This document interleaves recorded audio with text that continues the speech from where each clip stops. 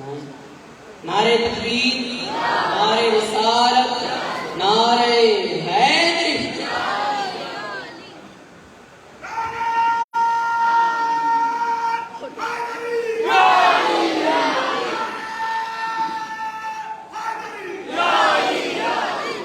السلام علیکم ورحمۃ اللہ وبرکاتہ۔ نعت کا ایک شعر، اس کے بعد سیدھا کربلا۔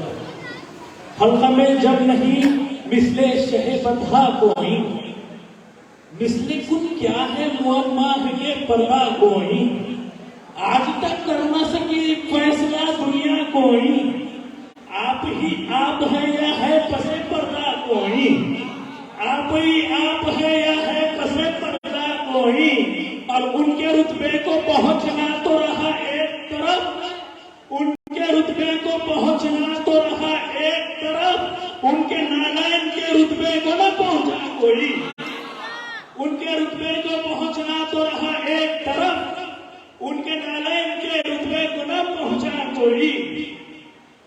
قرآن میں جس کو تیرا حوالہ نہیں ملا، قرآن میں جس کو تیرا حوالہ نہیں ملا، آنکھیں تو مل گئی ہے اجالا نہیں ملا، قرآن میں جس کو تیرا حوالہ نہیں ملا، آنکھیں تو مل گئی ہے اجالا نہیں ملا، اور روتا ہوا یزید کا لشکر ملا مگر، روتا ہوا یزید کا لشکر ملا مگر، روتا ہوا حسین کا بچہ نہیں ملا، روتا ہوا یزید کا لشکر ملا مگر، روتا ہوا حسین کا بچہ نہیں ملا۔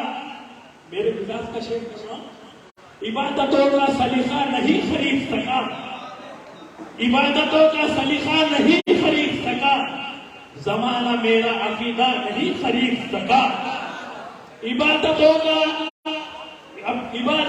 سلیقہ نہیں خرید سکا، زمانہ میرا عقیدہ نہیں خرید سکا، امیر شام نے مفتی بہت خریدے مگر، امیر شام نے مفتی بہت خریدے مگر، حسین کا چاہنے والا نہیں خرید سکا،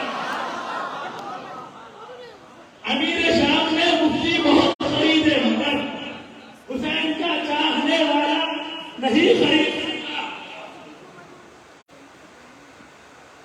دنیا میں اور کون ہے حسین کے سوا، دنیا میں کون اور ہے حسین کے سوا، ایسا سوار جس کی سواری رسول ہے،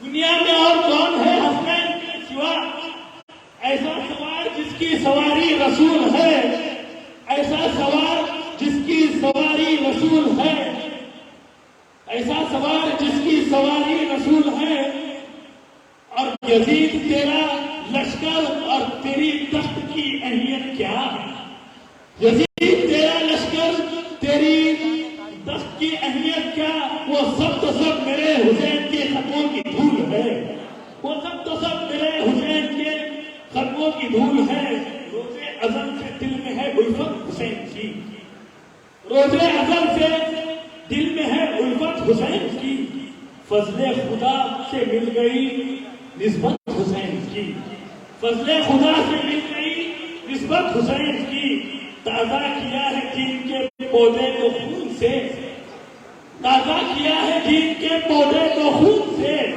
اسلام کی حیات شہادت حسین کی، اسلام کی حیات شہادت حسین کی، باطل کی آنکھ دور ہے حق کے جمال سے، باطل کی آنکھ دور ہے حق کے جمال سے، کیا آئے گی سمجھ میں حقیقت حسین کی، ہاں فاطمہ کے لال نے وہ کام کر دیا، گھڑیاں کٹے گی دین محمد کی چین سے، 56 برس حسین رہے ہیں رسول سے، محشر تلک رسول رہیں گے حسین سے، کیا آئے گی سمجھ میں حقیقت حسین کی، سردے کے لا الہ کی رکھ لی ہے آبرو، سردے کے لا الہ کی رکھ لی ہے آبرو، اسلام کی بقا ہے بدولت حسین کی، اسلام کی بقا ہے بدولت حسین کی، آل نبی کے ذکر پر بس ختم ہے نماز، آل نبی کے ذکر پر بس ختم ہے نماز، ظاہر درود سے ہے فضیلت حسین کی،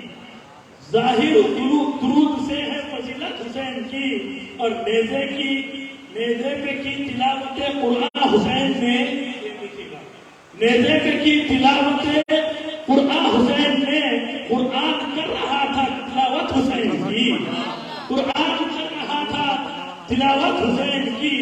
اپنے جگہ تلاش کرو اے یزیدیو، اپنی جگہ تلاش کرو اے یزیدیو، کوثر بھی ہے حسین کا، جنت حسین کی، کوثر بھی ہے حسین کا، جنت حسین کی۔ السلام علیکم ورحمۃ اللہ۔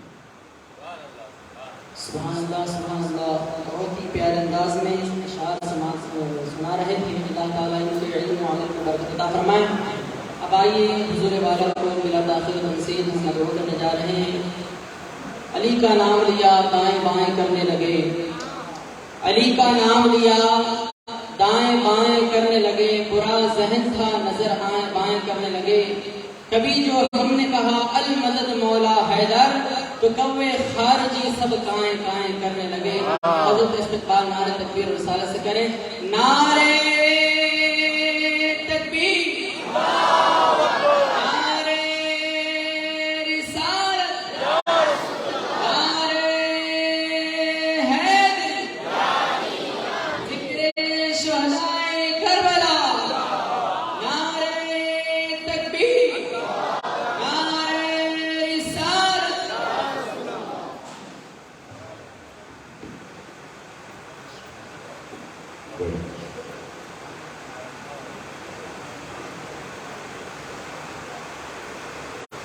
اللهم ربنا فتقبل منا الفاتحة إلى حضرة النبي سيدنا محمد رسول الله صلى الله تعالى عليه وآله وسلم۔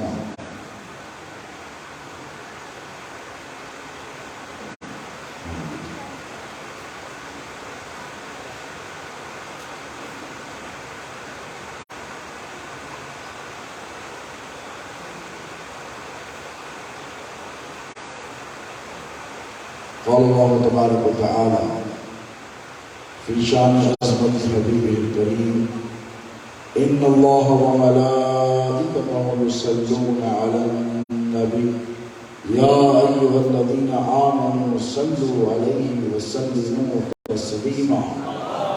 اللهم صل على سيدنا نبينا شفيعنا حبيبنا ومولانا محمد وعلى آل سيدنا ومولانا محمد معدن الجود والكرم، منبع العلم والحلم والحكم، وعلى وارث حاله ومظهر كماله سيدي مرشدي وسيلتي جدي محي الدين الغوث الأعظم واسع اللطف وبحر الهمم، وبارك وسلم بفضل سبحان ربك رب العزة عما يصفون وسلام على المرسلين والحمد لله رب العالمين۔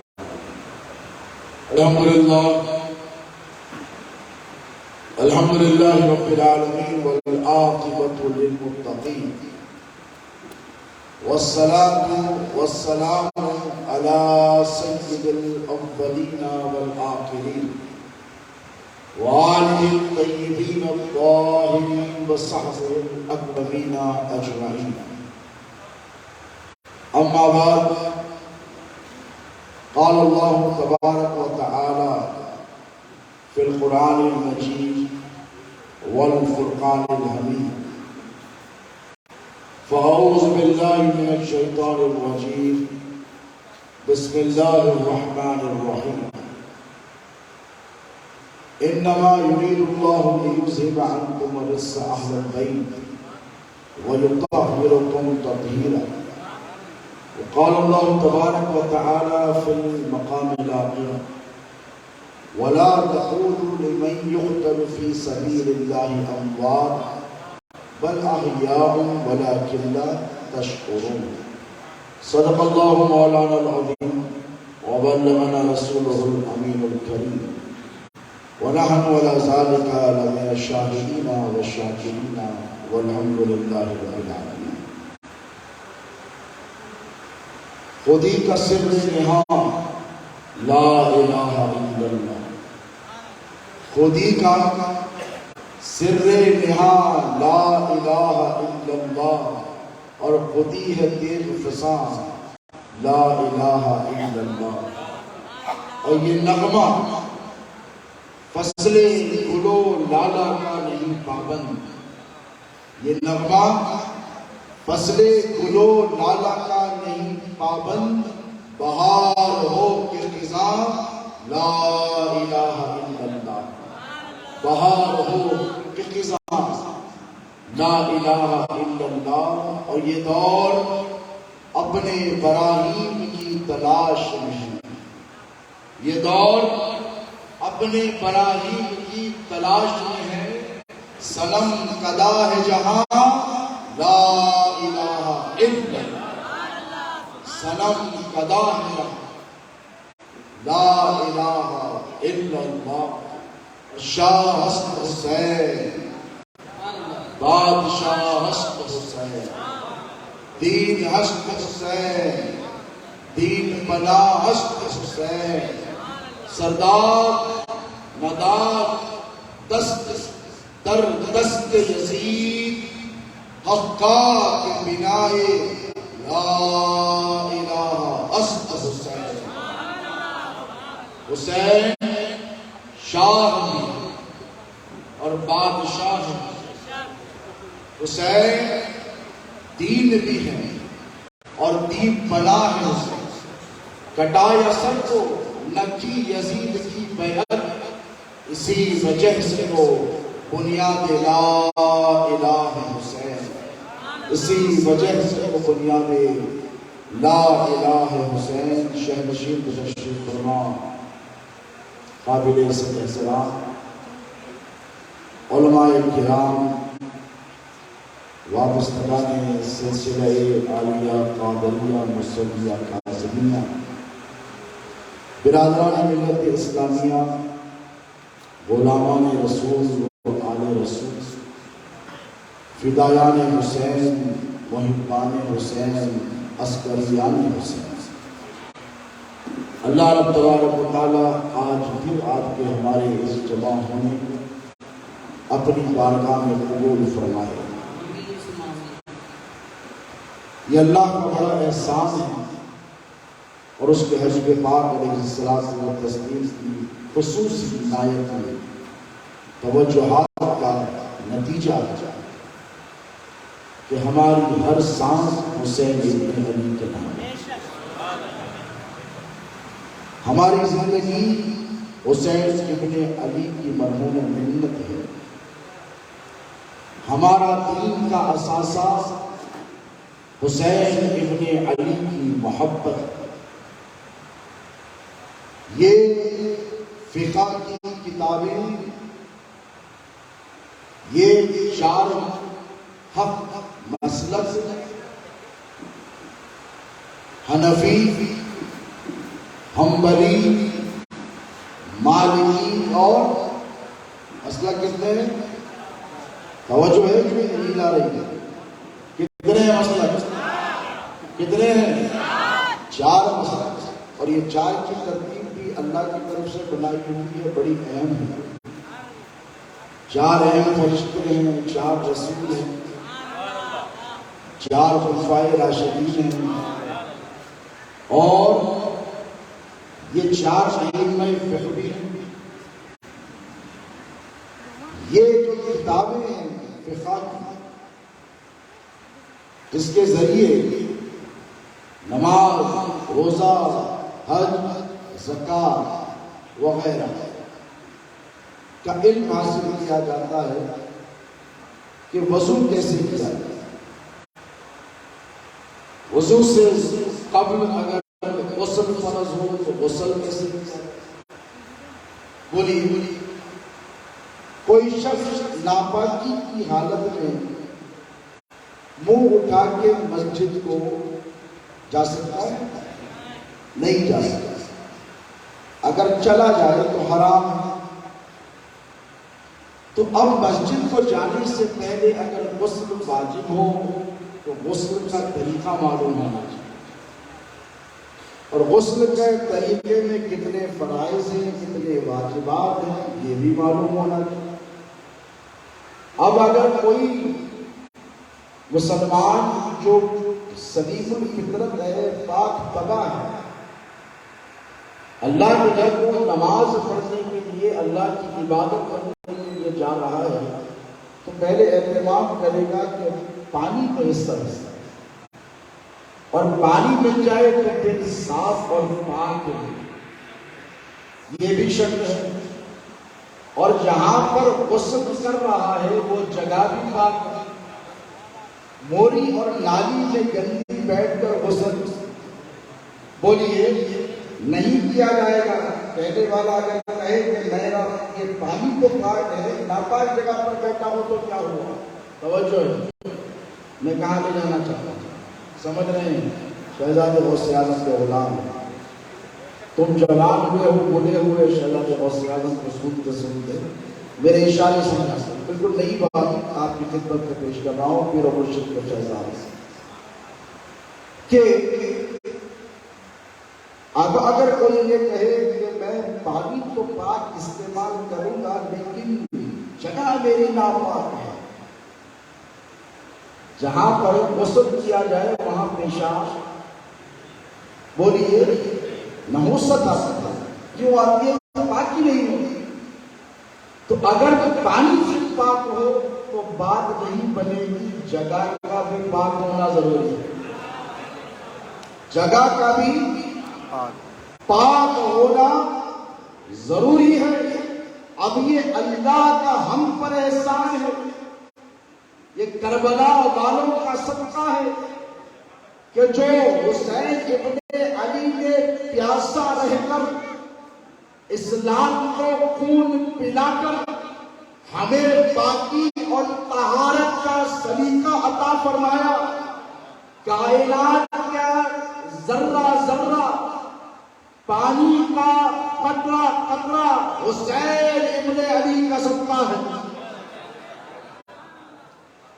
اور ہمارا دل بھی پاک ہے۔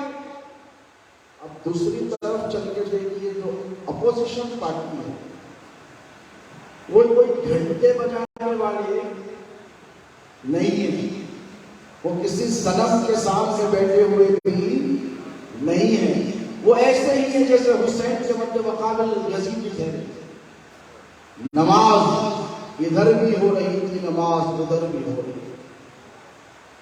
اقبال نے کہا عجب تماشا ہوا اسلام کی تقدیر کے ساتھ، قتل شبیر ہوئے نعرہ تکبیر کے ساتھ۔ یزیدیوں نے جب امام علی مقام امام حسین پر تیر چلائے تو کوئی بھجن نہیں گا رہے تھے، کوئی اشلوک نہیں پڑھ رہے تھے، توجہ ہے، کوئی عیسائیوں کے بائبل کے، تورات کے یا زبور کے آیتیں یا روایتیں نہیں پڑھ رہے تھے، بلکہ طرف تماشا یہ، ستم بالائے ستم یہ کہ جس نواسے کے نانا کا کلمہ پڑھا، جس نواسے کے نانا کا کلمہ پڑھا، اسی نانا کا نام لے کر اس کے نواسے نے زبان کیا۔ اب توجہ، ایک طرف تم ہو، کتنے برس ہو گئے کربلا کو؟ کم ہو گئے 1400، 380، 1380، 85، 90 برس، 14 صدیاں گزر گئی، لیکن ان 14 صدیوں میں حسینیوں کی تعداد میں کمی نہیں ہوئی، دن بدن بڑھ رہے ہیں۔ محبت، عشق اور یہ مودت میں کسی قسم کی کمی نہیں آئی۔ یاروں نے تو بہت زور لگایا کہ اہل بیت کی محبت کو مسلمانوں کے دلوں سے نکال کر پھینک دیا جائے۔ اب مجھے آپ یہ بتائیے کہ جب محرم کا مہینہ آتا ہے تو خارجی اور ناصبی ایوانوں میں ہلچل ہوتی ہے، اور جسے دیکھیے ایک نئے عنوان سے جلسوں کا انعقاد عمل میں لاتا اور اہل بیت اطہار کی محبت اور مودت اور عقیدت کا اظہار کی جب بات کی جائے تو ہیلے اور بہانے بنائے جاتے کہ حضرت اتنا نہیں کرنا چاہیے. میں نے پوچھا کتنا کرنا چاہیے؟ اتنا نہیں کرنا چاہیے، آپ کو تھوڑا زیادہ کرنا چاہیے. اتنا علی نہیں کرنا چاہیے، اتنا حسین نہیں کرنا چاہیے. میں نے پوچھا کیوں نہیں کرنا چاہیے؟ تو جواب میں آپ کو ملے گا اس لیے نہیں کہ اگر یہ راوزیوں کا طریقہ کیا ہے، یہ راوزیوں کا طریقہ ہے. اتنا اہل بیت کا ذکر نہیں کرنا چاہیے. تو ایک سوچی اور سمجھی سازش کے تحت اہل بیت اطہار کی محبت کو دلوں سے نکالا جا رہا ہے. اب یہ جو آپ کے دلوں میں محبت ہے یہ آپ کی کوشش کی وجہ سے نہیں ہے، بولیے نہیں ہے، یہ اللہ کا کرم ہے، یہ اللہ کا فضل ہے، یہ اللہ کی عطا ہے. اللہ نے آپ کو منتخب کیا، منتخب فرما کر آپ کے دلوں پر توجہ کی، اور جب توجہ فرمائی تو اہل بیت اطہار کی محبت کو آپ کے قلوب میں ڈال دی. یہ آپ کی اپنی محنتوں کی وجہ سے نہیں، آپ چیزیں آپ پریولیجڈ ہیں. آپ کو اللہ تبارک و تعالیٰ نے منتخب فرمایا. اور ایک طرف وہ ہے جو کلمہ بھی پڑھتے ہیں، قرآن بھی پڑھتے ہیں، حج کو بھی جاتے ہیں، عمرہ بھی کرتے ہیں، زکوٰۃ بھی دیتے ہیں، سارے احکام کی پابندی کرتے ہیں، لیکن جب اہل بیت اطہار کی محبت کا سوال کیا جاتا ہے تو مکر جاتا ہے. تو اللہ نے ان پر توجہ بولیے نہیں فرمائی. اللہ نہیں چاہتا کہ سب کے سب علی والے بن جائیں. حدیث پاک حضور فرماتے کہ اے علی، اگر دنیا تیری محبت پہ مجتمع ہو جاتی، اگر دنیا تیری محبت پر جمع ہو جاتی، مجتمع ہو جاتی، تو اللہ جہنم کو پیدا ہی کرتا.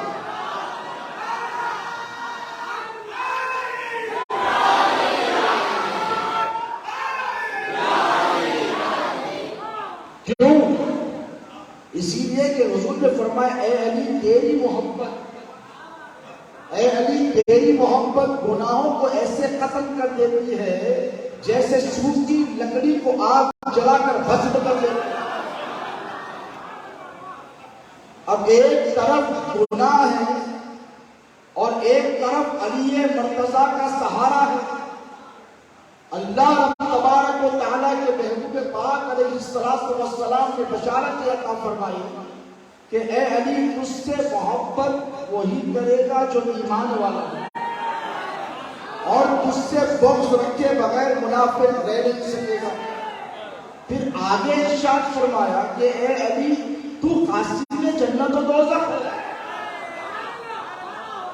قاسم جنت تو سمجھ میں آتی ہے، لیکن قاسم دوزخ تو فرمایا اے علی تو جنت کا بھی بانٹنے والا ہے، جہنم کا بھی بانٹنے والا ہے. تو کہا یا رسول اللہ کیسے؟ تو فرمایا علی جو تجھ سے محبت کرے گا وہ جنت میں جائے گا، اور جو تجھ سے بغض رکھے گا وہ جہنم میں جائے گا. تو اس حساب سے جنت بھی تو دے رہا ہے، جہنم بھی تو دے رہا ہے.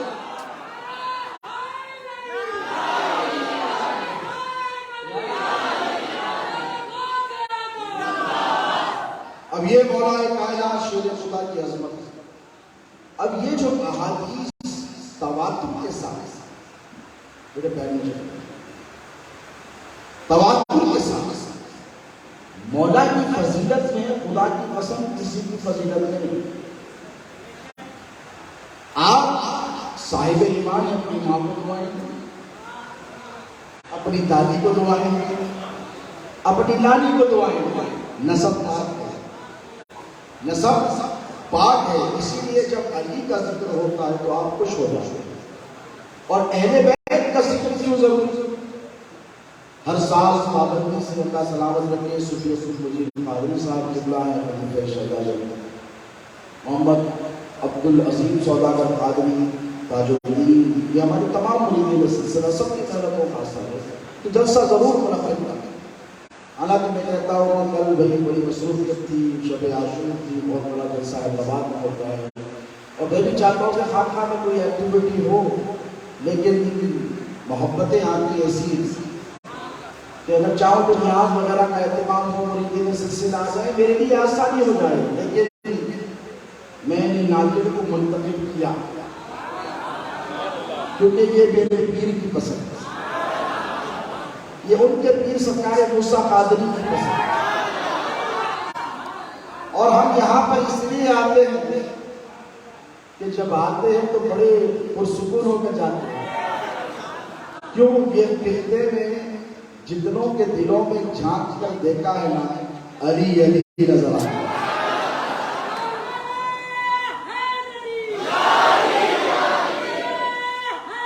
اور یہ شہزادے غوث اعظم کی انتھک محنتوں اور فیضان کا نتیجہ ہے. ناظر کے بزرگوں سے پوچھیے، کووڈ بہت بزرگوں کو لے کر چلا گیا، لیکن اب بھی دو تین پرانے جو چار مینار کے جیسے قدیم اور مضبوط ہیں وہ ٹکے ہوئے ہیں. حاجی عبد عثمان قادری صاحب، حاجی ہارون صاحب، اللہ ان کی عمر دراز فرمائے. ان سے جا کر پوچھیے کہ ناظر کی سرزمین پر ماحول ایسا نہیں تھا، ماحول مختلف تھا. یہاں پر جماعتیں دندناتیں پھرتی تھی. یہ شہزادے غوث اعظم کا انتخاب ہے. دیکھا کہ کیا ضروری ہے ایمان کے تحفظ کے لیے. سفر پر نکلو یا جنگ پر نکلو تو جان بچانے کے لیے گھر والے کہتے ہیں بیٹا پرخطر راستوں سے رات میں جا رہا ہے اور سڑک پر کتے پھر رہے ہیں.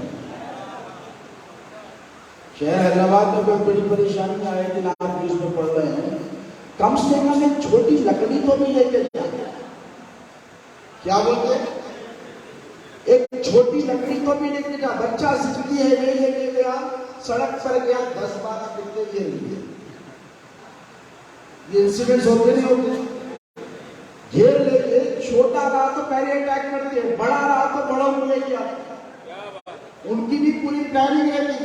اب اگر چھوٹی سی لکڑی ہاتھ میں ہے، آپ کو معلوم ہے آپ اس کا کچھ نہیں بگاڑ سکتے، لیکن اس کو یہ معلوم ہے ہاتھ میں لکڑی ہے، پڑی تو مشکل ہو جاتی. تو بلا تشبیہ اور بلا تنصیب ہندوستان میں ہر طرف خارجی اور ناصبی خطوں کے غول تھے. جہاں وفاداران اہل بیت نکل جاتے، گھیر لیے جاتے، تنہا ہو کے لوٹ لیے جاتے.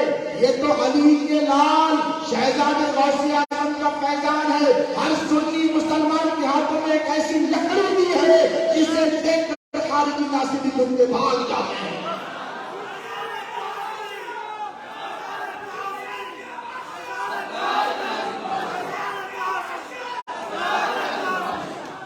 اور کیوں ضرورت محسوس کی شہزادے غوث اعظم؟ یہ کیوں ضروری ہے؟ کس واسطے؟ شہزادے غوث اعظم کو پتا ہے اور یہ ان کا منصب ہے. سید کا کیا ہے؟ ہر ایک کی ایک ڈیوٹی ہوتی ہے. کیا ہوتی ہے؟ ڈیوٹی ہوتی ہے. اور یہ شہزادے غوث اعظم کی اولاد علی ہونے کی وجہ سے ذمہ داری تھی، اور ان کی اولاد کی، ان کی مریدوں کی بھی ذمہ داری ہے کہ جب جب جہاں جہاں ہم خارجیت اور ناصبیت زدہ کتوں کو دیکھیں گے تو یا غوث المدد بول کر ماریں گے ضرور. اب لوگ کہتے ہیں کہ آپ لوگ آتے ہیں اور ہمیشہ مخالفت کی بات کرتے ہیں اور لوگوں پر اعتراض کرتے ہیں. تو میں نے کہا پیاری بات اتنی سی ہے کہ جب جس ڈوز کی ضرورت ہوتی ہے تب وہ ڈوز دیا جانا ضروری ہوگا. اہل بیت کے افراد کی محبت پہ مشتمل اس لیے کیا جاتا ہے کہ ایک سال پتہ نہیں کیسے کیسے گزر جاتا ہے. اپنے احوال کے اپنے اعمال کا آپ انٹروسپیکشن آپ جائزہ لیں تو آپ کو پتہ چلے گا کہ کہیں نہ کہیں ایک دقیقہ رہ جاتا ہے کہ مولا سال بھر تو کرا عبادت, پتہ نہیں قبول ہوئی کہ نہیں ہوئی. سال تمام تو میں نے محنتیں کی ہیں, پتہ نہیں کہ بارگاہ تک پہنچی ہے کہ تم نے رد کر دیا ہے ان کو. آؤ حدیث کیسی ذات ہیں جنہیں عبداللہ ابن مسعود کہتے ہیں جو جلیل القدر صاحب کے رسول. جتنے محدثین ہیں ان سب نے حضرت عبداللہ ابن مسعود رضی اللہ تعالی عنہ سے ان کے علم سے خوشاچیز کیے, تب جا کر علم حدیث کو آگے بڑھایا. ان کی ایک روایت پھر ذکر حسین ہے کہ پتہ چلے کہ ذکر حسین کی ضرورت ہے. وہ حضور پاک علیہ السلام کی ایک حدیث مبارک مرفوع روایت کرتے ہیں اور کہتے ہیں کہ میں نے اللہ کے رسول علیہ السلام سے سنا ہے, آقا کریم علیہ السلام کو تصدیق سے ارشاد فرمایا ہے کہ میری اہل بیت کی ایک دن کی محبت ایک سال کی عبادت پر افضل ہے.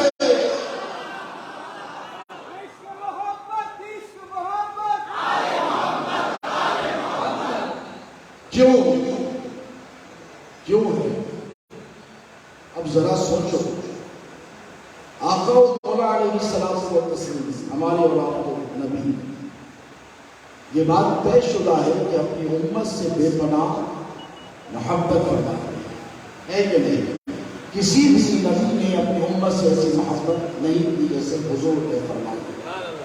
میں کل حیدرآباد میں اس عنوان پر خطاب کر رہا تھا, میں کیا کروں, سوشل میڈیا جب سے آیا ہے مشکل ہو گئی ہے کہ وہاں بولے تو یہاں نہیں بول سکتے, یہاں بولے تو وہاں نہیں بول.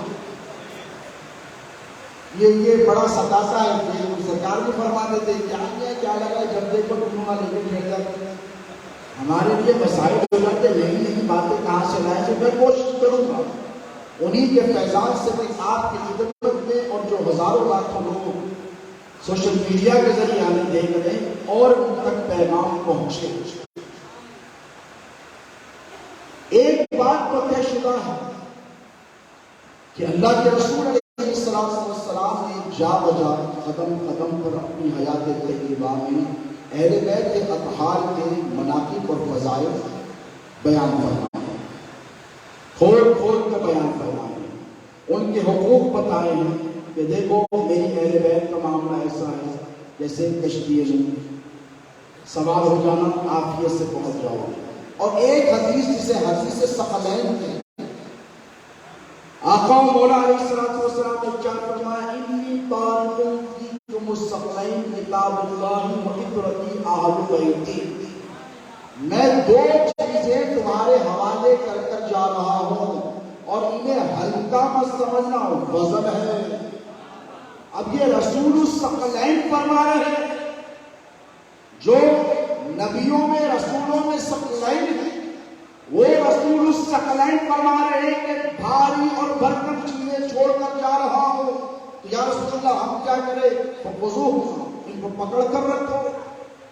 یا رسول اللہ کیا ہے؟ بولو.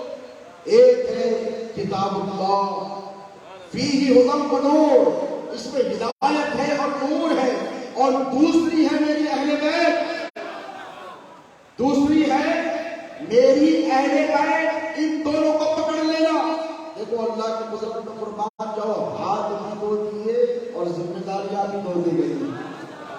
ایک ہاتھ میں قرآن تو ایک ہاتھ سے اہل بیت کا بولو دامن پکڑ لینا. اب اس میں کیا حکمت؟ ہمارا جو مخالف گروہ ہے وہ یہ کہتا ہے کہ حضور نے یہ نہیں فرمایا بلکہ یہ کہا کتاب اللہ و سنت. لیکن متفق علیہ حدیث جو ہے وہ یہ ہے کتاب اللہ و اہل بیتی. اب جب ہم اہل بیت کے اطہار کی محبت کی طرف بلاتے ہیں تو ہم چاہتے ہیں کہ حضور نے فرمایا کہ دونوں کو پکڑ کر رکھنا، اس وقت تک یہ دونوں جدا نہیں ہوں گے جب تک کہ تم کو میرے حوض تک نہیں پہنچا دیں۔ یہ بشارت کس کی ہے؟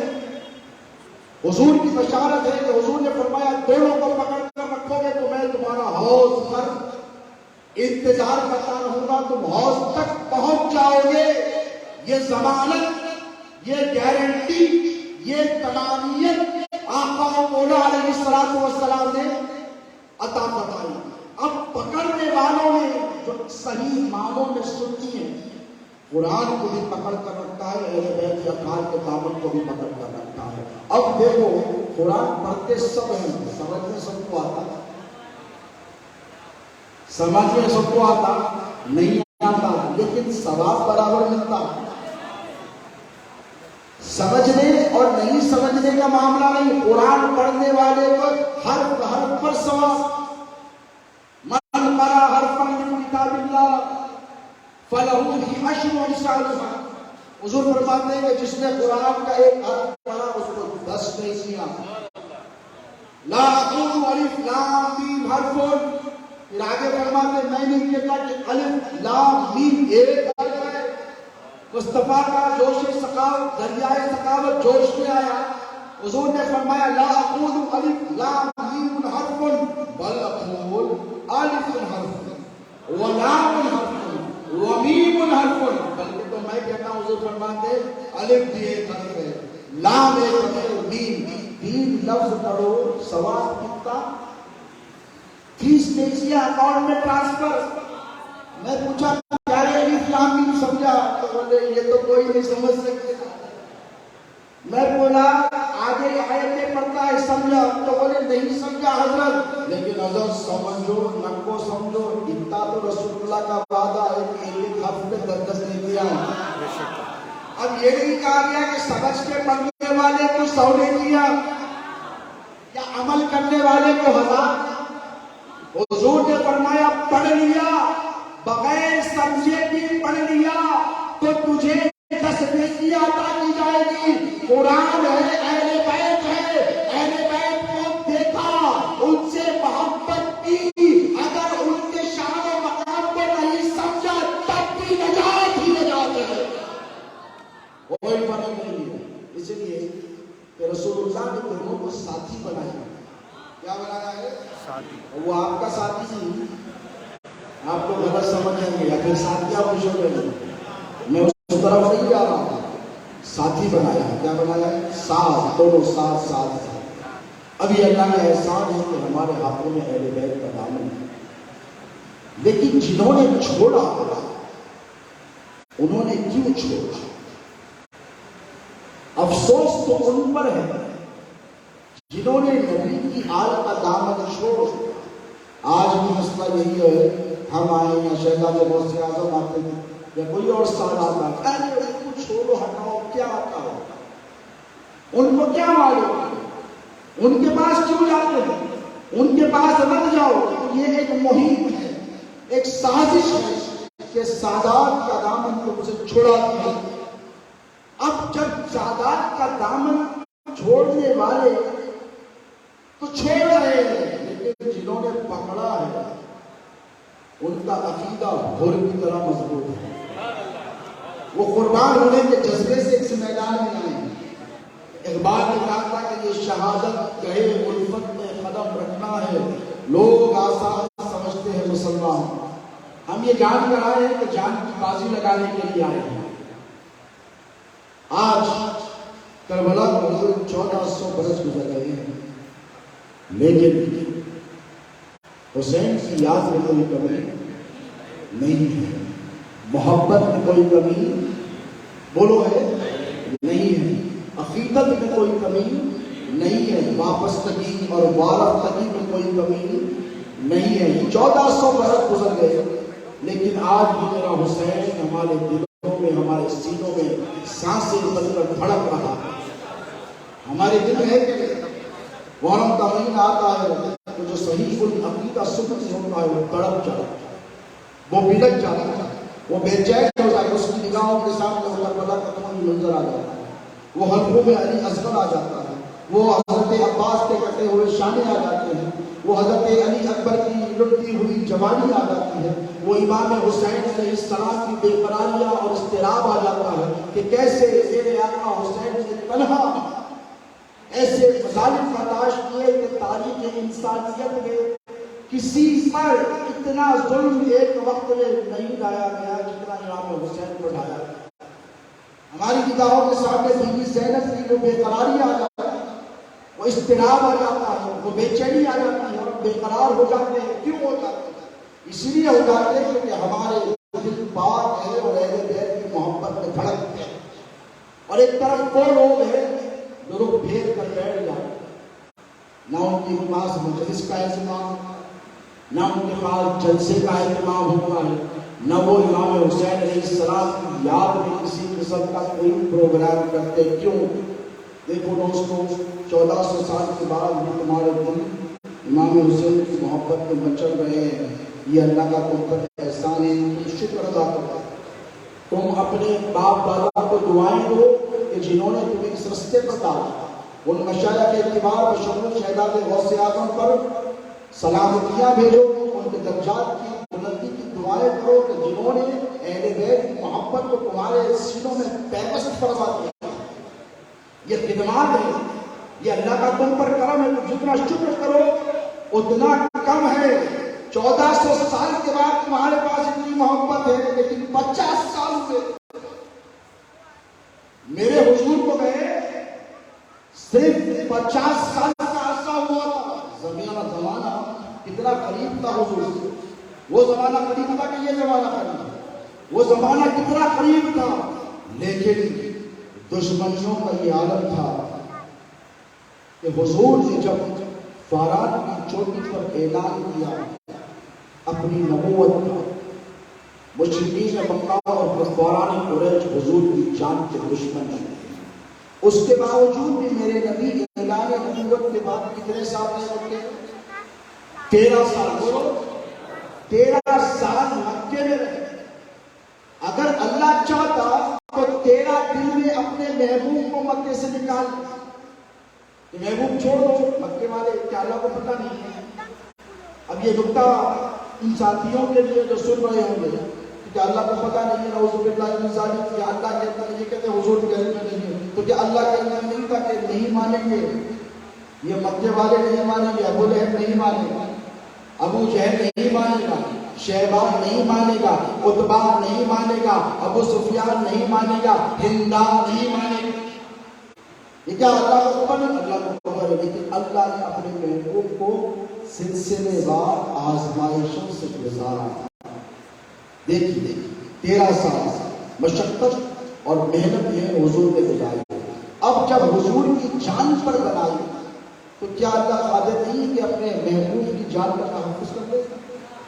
بولو، ارے جس نے یونس کو مچھلی کے پیٹ میں سلامتی عطا فرمائی، وہ کیا وطن مکہ میں اپنے محبوب کو بچانے پر قادر نہیں ہے؟ اس نے فرمایا واللہ یعصمک من النار، محبوب اللہ تیری حفاظت فرما رہا۔ لیکن جب دیکھا کہ ظلم و تشدد اور بربریت بڑھتی جا رہی ہے اور دشمنی عروج پر ہے اور حضور کا تو کچھ بگاڑ نہیں سکتے تھے، لیکن اللہ نے یہ کہا کہ محبوب اب تیری شان سے گستاخی ہوگی، تیرے رب کو گوارا نہیں۔ اب اللہ نے کیا فرمایا؟ محبوب ہجرت کیجیے۔ کیا کیجیے؟ ہجرت۔ حضور نکل گئے مدینے۔ سرکار سیدنا ابو بکر صدیق کو ساتھ کیا، مولا کو بستر پہ بٹھایا، کہا امانتیں دے دینا اور اس سے آ کے بولنا مدینے چلے گئے۔ مدینے میں گئے ہی 1 سال کا عرصہ گزرا، بدر ہو گئے۔ اب یہ جو بدر ہے یہی کربلا کا تسلسل، ابتدا بدر ہے، انتہا کربلا ہے۔ اب سمجھو فتوحات کامیابیاں بدر میں بھی ہوئی ہے، اور اسلام آج جو ٹکا اور زندہ ہے کربلا کے صدقے سے ٹکا ہوا۔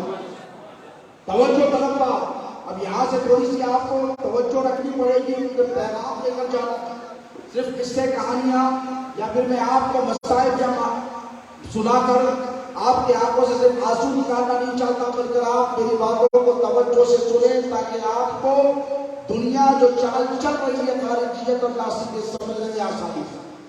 اب بدر کا معرکہ ہوا، کتنے مارے گئے؟ 70 رؤسانہ قریش، سرداران قریش۔ ادھر کتنے تھے؟ 313۔ ادھر کتنے تھے؟ 1000۔ ادھر 313 نہتے تھے، اور اس میں سب کے سب مجاہدین نہیں تھے، اور اس طرف 1000 کھاتی کے تیار تھے، سواریاں تھی، ہتھیار تھے، سب کچھ تھا۔ ان میں سے 70 سرداران قریش مارے گئے۔ اسلام کو سب سے بڑی فتح یاد کیا۔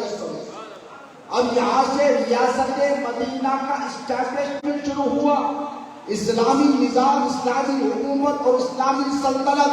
70 سرداران قریش مارے گئے، ان میں سے 40 کو تنہا علی مرتضیٰ نے مارا۔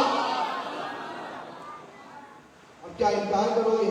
اب اگر ریشو دیکھیں، باقی کے صحابہ کتنے مارے، مولا علی کتنے مارے، تو 60% کو تنہا علی نے مارا۔ اب جب علی نے مارا تو ہاہاکار ہو گئی کہ ہائے، دیکھو سید الشہداء امیر حمزہ بھی تھے ساتھ میں، وہ بھی تو اسد اللہ و رسول ہی ہے نا، لیکن یہ شرف اللہ نے علی مرتضیٰ کو عطا فرمایا۔ 5000 فرشتوں کو آسمان سے اتارا صحابہ کی مدد کے لیے، لیکن علی مرتضیٰ کی جب تلوار بدر میں چلی، ایسی چلی کہ 40 کو قید کر زمین تک پیوست کر دیا۔ اب تک تو دشمنی مصطفیٰ سے، بنو امیہ کو اب تک دشمنی مصطفیٰ کریم سے تھی، لیکن دشمنی کا دھارا بدلا۔ انہوں نے کہا کہ نبی تو ٹھہرے ہوئے تھے، مارنے والا تو علی ہے۔ جنگ کا نقشہ بدل رہا تھا، جتانے والا تو علی ہے۔ اگر علی نہ ہوتے تو بدر نہ جیتی جاتی۔ اب یہ دشمنی بڑی، اتنی بڑی آج بھی چل رہی، یہ دشمنی تھمی نہیں ہے۔ اب بنو امیہ کے 2 دشمن ہو گئے، ایک محمد رسول اللہ صلی اللہ علیہ وسلم اور دوسرے مولا علی مشکل کشا۔ اب یہ ہمیشہ ان کی تاک میں رہے، مولا علی مشکل کشا کو قدم قدم پر تکلیفیں دے رہے ہیں۔ پھر وہ وقت بھی آیا کہ ہمارے اولاد کے نبی پاک علیہ الصلوۃ والسلام اس دار فانی سے کوچ کر کے چلے گئے، اور جاتے جاتے حضور نے مولا علی کی ولایت کا اعلان فرمایا۔ من قلت مولا فہذا علی مولا، میں جس کا مولا ہوں علی بھی اس کا مولا ہے۔ یہاں پر بھی کچھ لوگوں کے پیٹ میں تکلیف ہوتی ہے، مولا کا مطلب ہے دوست۔ کیا بولتے؟ مولا کا مطلب ہے دوست۔ تو میں نے کہا حدیث کا مطلب کیا ہے؟ میں جس کا مولا، علی اس کا مولا۔ میں نے اس بدنصیب سے پوچھا تو کیا رسول اللہ کو تو دوست سمجھتا ہے؟ بولو، کیا تو رسول اللہ کو اپنا دوست سمجھتا ہے؟ کہ جو علی کو مانے کے دوست کے لیتا ہے؟ نہیں، کہنا پڑے گا مضمون تو مولا کا مطلب یہ کہ حضور نے فرمایا کہ میں جس کا آقا، علی بھی اس کا آقا۔ یہاں دوست کے معنی نہیں لیے جائیں گے، اب دیکھو دوست اہل بیت اطہار سے دشمنیوں کا یہ جو سلسلہ بڑھا، یہ تھمنے کا نام نہیں لیا۔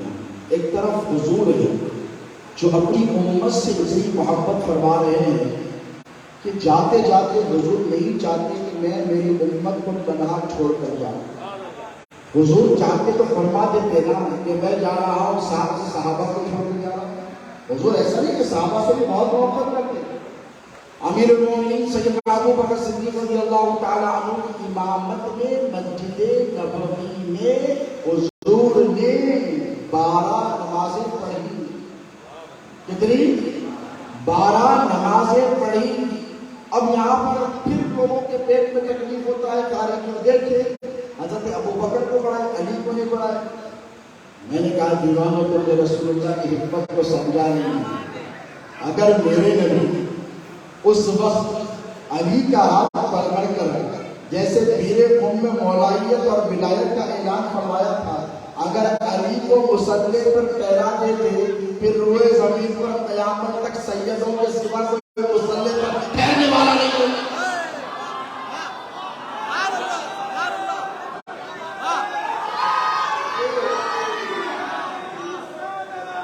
یہ حضور کا فیضان ہے، یہ حضور کا فیضان ہے. حضور کو پتہ ہے چشم نبوت دیکھ رہی ہے دنیا کے چپے چپے میں مسجدیں ہوں گی. تو حضور نے کہا کہ مگر تم پڑھاؤ، علی کو تو میں نے ویسے پہلے ہی امام کائنات بنا دیا. ارے وہ اس کی ساری نسل امام ہے، اور اس وقت تک قیامت نہیں آئے گی جب تک کہ اس کی اولاد میں آخری امام نہیں آ جائے. تو یہ تو اہل بیت کے اطہار کا مقام و مرتبہ ہے. اللہ کے رسول علیہ السلام کو خبر ہے، پتہ ہے کہ میری نسل کے ساتھ کیا کیا جانے والا ہے. کیا حضور کو خبر نہیں تھی؟ امام حسین پیدا ہوئے، حضور آئے، حسین نام رکھا، یہ رکھا نہیں، حسین رکھو. امام حسن کا حسن رکھا، حسین رکھو. روایت دیکھیں بیٹھے ہوئے ہیں، اسی اسلام میں جبرائیل آئے اور آئے اور کہنے لگے یا رسول اللہ بہت بہت مبارک، حسین پیدا ہو. حضور مسکرائے، حسین پیدا. کتنا خوشی کا ماحول ہوگا کرنے لگے. ادھر سیدہ حسین، ادھر مولا حسین، ادھر امام حسن چھوٹے سے 7-8 مہینے کے اپنے بھائی کو دیکھ کے خوش ہو رہے. اسی اسلام میں آگے تھوڑا وقت لے لیتے نا، نہیں وقت نہیں آتے ہی کہا یا رسول اللہ ایک فرشتے کو ساتھ میں لایا. تو کہا کیا چاہتے ہیں؟ کہا یا رسول اللہ ایک فرشتہ ہے جبرائیل کہتے ہیں میں جب آسمان چھوڑ کے نکل رہا تھا تو راستے میں فرشتہ مجھے روتا بیٹھا. میں نے پوچھا کیا ماجرا ہے؟ پطرس اس کا نام ہے. کہا کیا ماجرا ہے؟ تو کہنے لگا فرشتہ کہ اے جبرائیل بات اتنی سی ہے کہ ایک امر کے بجا لانے کے حکم کی تعمیل میں اس سے تھوڑی سی تاخیر اللہ مجھ سے ناراض ہوا اور اس کے جلال پورے سے میرے بالوں پر ٹڑ گئے. میں اس لیے نہیں رو رہا ہوں کہ میرے بالوں پر ٹڑ گئے، میں اس لیے رو رہا ہوں کہ اللہ مجھ سے ناراض ہوا. اس لیے نہیں کہ مجھے ہواؤں میں ہونا ہے، اس لیے ناراض ہو کہ اللہ نے اپنا رب رحمت میری طرف سے پھیر دیا ہے. جبرائیل تم کہاں جا رہے ہو؟ جبرائیل نے کہا محمد رسول اللہ خاتم النبیین کے گھر شہزادہ پیدا ہوا ہے. اس دن کا کیا کمال ہے؟ مناقب اور فضائل امام حسین کے بیان کیے. تو کہا مجھے بھی لے کر چلو. جبرائیل نے یہ نہیں کہا کہ اللہ صاحب سے پوچھو پھر لے کے چلو. کہا چلو. اتنا اختیار اتھارٹی اللہ نے فرشتوں کو دے کر رکھی ہے. جبرائیل کے ساتھ وہی فرشتہ اترا اور جب اترا تو فرشتے سے کی اجازت کی حضور سے یا رسول اللہ کی اجازت ہے. تو حضور نے کہا کیا کرنا چاہتے ہیں؟ تو کہا یا رسول اللہ یہ آپ کا جو شہزادہ ہے یہ سید ہے، یہ شہید کیا جائے گا. کربلا کی سرزمین پر آپ کی امت کے لوگ آپ ہی پر کلمہ پڑھنے والے شہید کر دیں گے. اور یا رسول اللہ اس کی فضیلت یہ ہے اس کے جسم کی، کیونکہ اس کا خون آپ کا خون ہے، اس کا جسم آپ کا جسم ہے، اس کی تمام برکتیں آپ کی ہیں. اس کے جسم کی برکت کا یہ عالم ہے کہ اس کا جسم جس کے جسم سے مس ہو جائے اللہ اس کے جہنم کی آگ کو حرام کر دیتا ہے اور اللہ اپنی ناراضگی کو اس سے ختم کر دیتا ہے. اسی لیے سیدوں سے ہاتھ ملایا جاتا ہے. نکتہ یہاں پہ بھی تکلیفوں کی سادات کا ہاتھ کیوں چومتے ہو؟ تو حضور نے کہا جبرائیل کیا کہتے ہیں یا رسول اللہ اجازت دے دیجیے یہ فرشتہ اگر حسین ابن علی کے جسم سے اپنے جسم کو مس کر دے گا تو اس کے بالے پر بھی ہو جائیں گے اور اللہ کی ناراضگی بھی ختم ہو جائے گی. لہذا فرشتہ آگے بڑھا اور اس نے آغوش میں امام حسین کو دیا. امام حسین نے آنکھیں کھولی، مسکرائے، اس کے بالوں پر لوٹ کر آ گئے. تو اس میں حکمت کیا ہے؟ حکمت یہ ہے کہ یہ ہاتھ شہزادے غوث اعظم کے ہاتھ، ان کا ہاتھ موسیٰ قادری سرکار کے ہاتھ، ان کا ہاتھ لاہو والی سرکار کے ہاتھ میں، ان کا ہاتھ غوث اعظم کے ہاتھ میں، غوث اعظم کا ہاتھ امام حسن کے ہاتھ میں، امام حسن کا ہاتھ مولا کے ہاتھ میں، مولا کا ہاتھ رسول اللہ کے ہاتھ. یہ تسلسل ہے، یہ اہل طریقت کا مجمع، اس لیے یہ بات آپ کی خدمت میں پیش کر رہا ہوں. دوستو باتیں بہت ہی کہنے کی، لیکن سنو یہ جو دشمنی اہل بیت اطہار سے گزرتی چلی گئی اور ایک لاانتہائی سلسلہ چلا اور رکنے کا نام بولیے نہیں لیا. اب حضور نے فرمایا کہ جاتے جاتے اہل بیت کو چھوڑ کر جا رہا ہوں. حضور نے یہ نہیں کہا کہ میں صحابی کو چھوڑ کر جا رہا ہوں یا میرے صحابہ کو دیکھو صحابہ کا مقام اپنی جگہ. ہم سنی ہیں کیا ہے؟ فخر سے کہتے ہیں کہ ہم سنی ہیں. خدا کی عزت کی قسم روئے زمین پر ہم سے بڑا کوئی سنی نہیں. غوث اعظم کا ماننے والا برائے کا چاہنے والا وہاں کسی نہیں ہو سکتا. یاد رکھو ہماری نسل سنیت بسی ہوئی اور جو ہم سے ملنے وہ سنی بن جاتا ہے. حضور نے یہ نہیں کہا کہ صحابہ کو چھوڑ کر جاؤ. اس لیے اب توجہ کرو بات ہے اس لیے کہ صحابی کی صحابیت اس وقت تک جب تک کہ ان کی زندگی صحابی کو دیکھنے والا صحابی بنتا نہیں بنتا تابعی بنتا. تو حضور نے یہ نہیں کہا کہ میرے صحابہ کو چھوڑ کر جانا حالانکہ کلہم قبول فرمایا.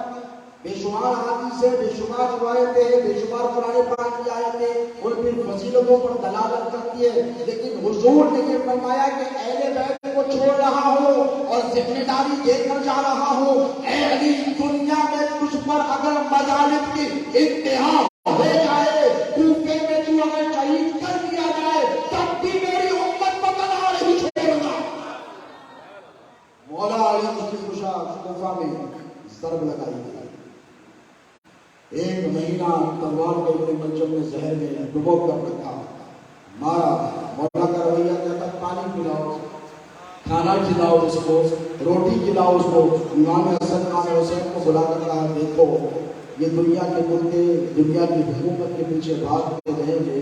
دنیا کا اقتدار یا دنیا کی حکومت یا دنیا کی دولت یہ تمہارا نصب العین نہیں ہے. کہا بابا ہماری کیا ذمہ داری ہے؟ تو فرمایا میرے آقا کی امت کی دستگیری اور مشکل کشائی کرنا یہ تمہاری ذمہ داری ہے.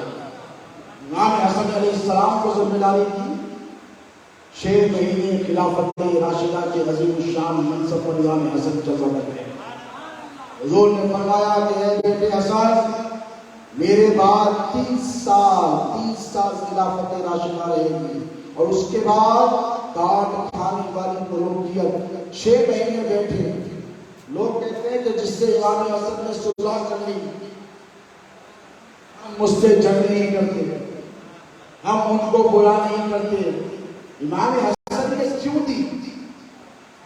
توجہ ہے آپ کی. امام حسن کو پتا ہے کہ خلافت راشدہ تو ختم ہو رہی ہے. اب میرے نانا نے فرمایا کہ ملوکیت ہے کاٹ کھانے والی حکومت کا آغاز ہو رہا ہے. تو امام حسن علیہ السلام نے کراہیت کی اس ذمہ داری سے اور کہا کہ میں پاک میرا باپ پاک میری ماں پاک میرا نانا رسول پاک میری اولاد پاک میری اولاد میں آنے والا عبد القادر جیلانی غوث پاک لہذا میں اس حکومت کی گندگی کو ہاتھ نہیں لگاؤں گا.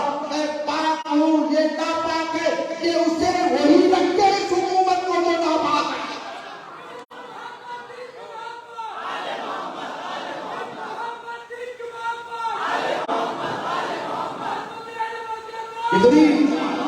کتنی روایت چھپا ہو کتنی روایت چھپا ہو.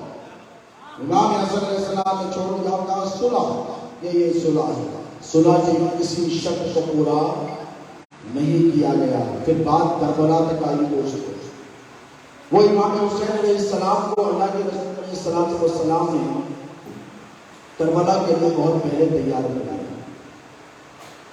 حضور کو خبر ہو گئی جبرائیل نے آ کے دیکھی ولادت کے وقت میں شہید کر دیے جائیں گے. کس کے ہاتھ؟ یہودیوں کے ہاتھ نصرانیوں کے ہاتھ مجوسیوں کے ہاتھ نہیں کلمہ پڑھنے والے مسلمانوں کے ہاتھ. توجہ ہے کلمہ پڑھنے والے مسلمانوں کے ہاتھ شہید کر دیے جائیں گے. حضور نے کیا کیا؟ تربیت شروع کر دی. دیکھو جب میدان جنگ میں کسی فوجی کو بھیجتے ہیں تو آرمی میں وہ جاتا ہے ٹریننگ ہوتی ہے ریگرس ٹریننگ ہوتی ہے 5 سال 8 سال. پولیس میں بھرتی ہو جاتی ہے اللہ کرا دیتے ہیں. کوشش کرتے ہیں کتنی محنت اور مشقت کے بعد فزیکل اسٹرینتھ پیدا کرنے کے بعد تب جا کر میدان جہاد میں یا پھر جنگ میں چھوڑا جاتا ہے. فوجی ہوتا ہے جو آرمی میں ایسے نہیں اتر جاتا. پوری ٹریننگ جنگ کے پورے اصول ضوابط ہتھیار کیسے چلایا جائے جسم کو کیسے مضبوط رکھا جائے طاقت اور قوت حاصل کرنے کے بعد ایک فوجی بنتا ہے، ایک فوجی ایک مجاہد بنتا ہے، یہاں تو شہید عالم بننا ہے۔ اب تربتیوں کا عالم کیا ہے؟ تربیت کیسی ہو رہی ہے؟ اللہ کے رسول علیہ السلام امام حسین کو زبان چشا رہے ہیں۔ یہ منظر مولا بھی ہے، سید کائنات بھی ہے۔ امام حسین علیہ السلام مسجد نبوی میں گرتے پڑتے آ رہے ہیں، حضور نے خطبہ روک دیا، ممبر پر سے اتر سے آیا، آ کر حضور کے گود پر، پیٹھ پر، پشت پر امام حسن اور امام حسین دونوں چڑھ گئے اور دونوں چڑھ کر بیٹھ گئے۔ اب حضور نے سجدہ طویل کر دیا۔ یہ روایت تو آپ سب کو معلوم ہے، کیوں؟ اس لیے سجدہ طویل کر دیا کہ حسین آج میری پیٹھ پر بیٹھا ہے۔ کون بیٹھا ہے؟ حسین میری پیٹھ پر بیٹھا ہے۔ شاہ است حسین، بادشاہ است حسین، دین است حسین۔ غریب نواز سرکار نے کیوں کہا دین است حسین؟ اب دیکھو پیٹھ پر بیٹھے ہیں امام حسین، حضور چاہتے اٹھ جاتے، ہاتھ سے پکڑ کر اتار دیتے، لیکن نہیں اتارا۔ اس لیے نہیں اتارا کہ اے حسین آج تو میری پشت پر بیٹھا ہے، میں اس لیے نہیں اٹھتا کہ تو نہ گر جائے۔ نہیں نہیں حسین، میں تجھے اس لیے بٹھا رہا ہوں کہ آج تو میری پیٹھ پر بیٹھا ہے، کل کربلا میں شمر میری پیٹھ پر بیٹھا ہوگا اور تو ٹھیک اسی طرح سجدے میں ہوگا جیسے تیرا نانا اب سجدہ کرتا ہے۔ اے حسین سر نہ اٹھانا، سر کٹا دینا۔ حسین سر اس لیے نہیں اٹھانا کہ اے حسین اگر تو سر سے اٹھ گیا اور تو نے میدان کارزات سے رخ کو موڑ لیا اور تو نے اپنی جان آفرین اللہ کے سپرد حوالے نہ کی تو حسین تیری پشت پر چمر بیٹھا ہے، اسے تیرا گلا کاٹتا ہے تو کاٹنے دے، تو مت اٹھ، اس لیے کہ میں اٹھوں گا تو تو گرے گا، تو اٹھے گا تو اسلام گرے گا، پھر اسلام اگر گر جائے گا صبح قیامت تک اٹھ نہیں پائے گا۔ یہ درس اللہ کے رسول علیہ السلام امام حسین علیہ السلام کو دے رہے ہیں۔ قدم قدم پر دستگیری، قدم قدم پر حمایت، قدم قدم پر آپ رکھ رہے ہیں۔ اس لیے اتنی محبت، اتنی تمام محبتوں کو امام حسین علیہ السلام نے نچھاور رکھ دیا۔ 7 سال کی عمر مبارک امام حسین جی حضور اس دار فانی سے کوچ کر چلے گئے۔ اس کے بعد پھر یہ بدلتا چلا گیا۔ حضرت ابوبکر صدیق کا دور خلافت، حضرت سیدنا عمر فاروق رضی اللہ تعالی عنہ کی فتویٰ، پھر حضرت سیدنا عثمان غنی ذوالنورین کا دور خلافت آیا۔ عنوان شباب پہ امام حسن اور امام حسین۔ علی مرتضیٰ نے فرمایا دیکھو صحابہ سے اہل بیت کی محبت ایسی، کہا بھائی عثمان کی جان خطرے میں، احساس طلب کرنے والوں نے یہ نہیں سوچا، ارشاد فرمایا مولا کائنات نے کہ اے حسن اے حسین تم دونوں کو بھائی عثمان کے دروازے پر ٹھہر کر پہرا دینا۔ کیا کرنا ہے؟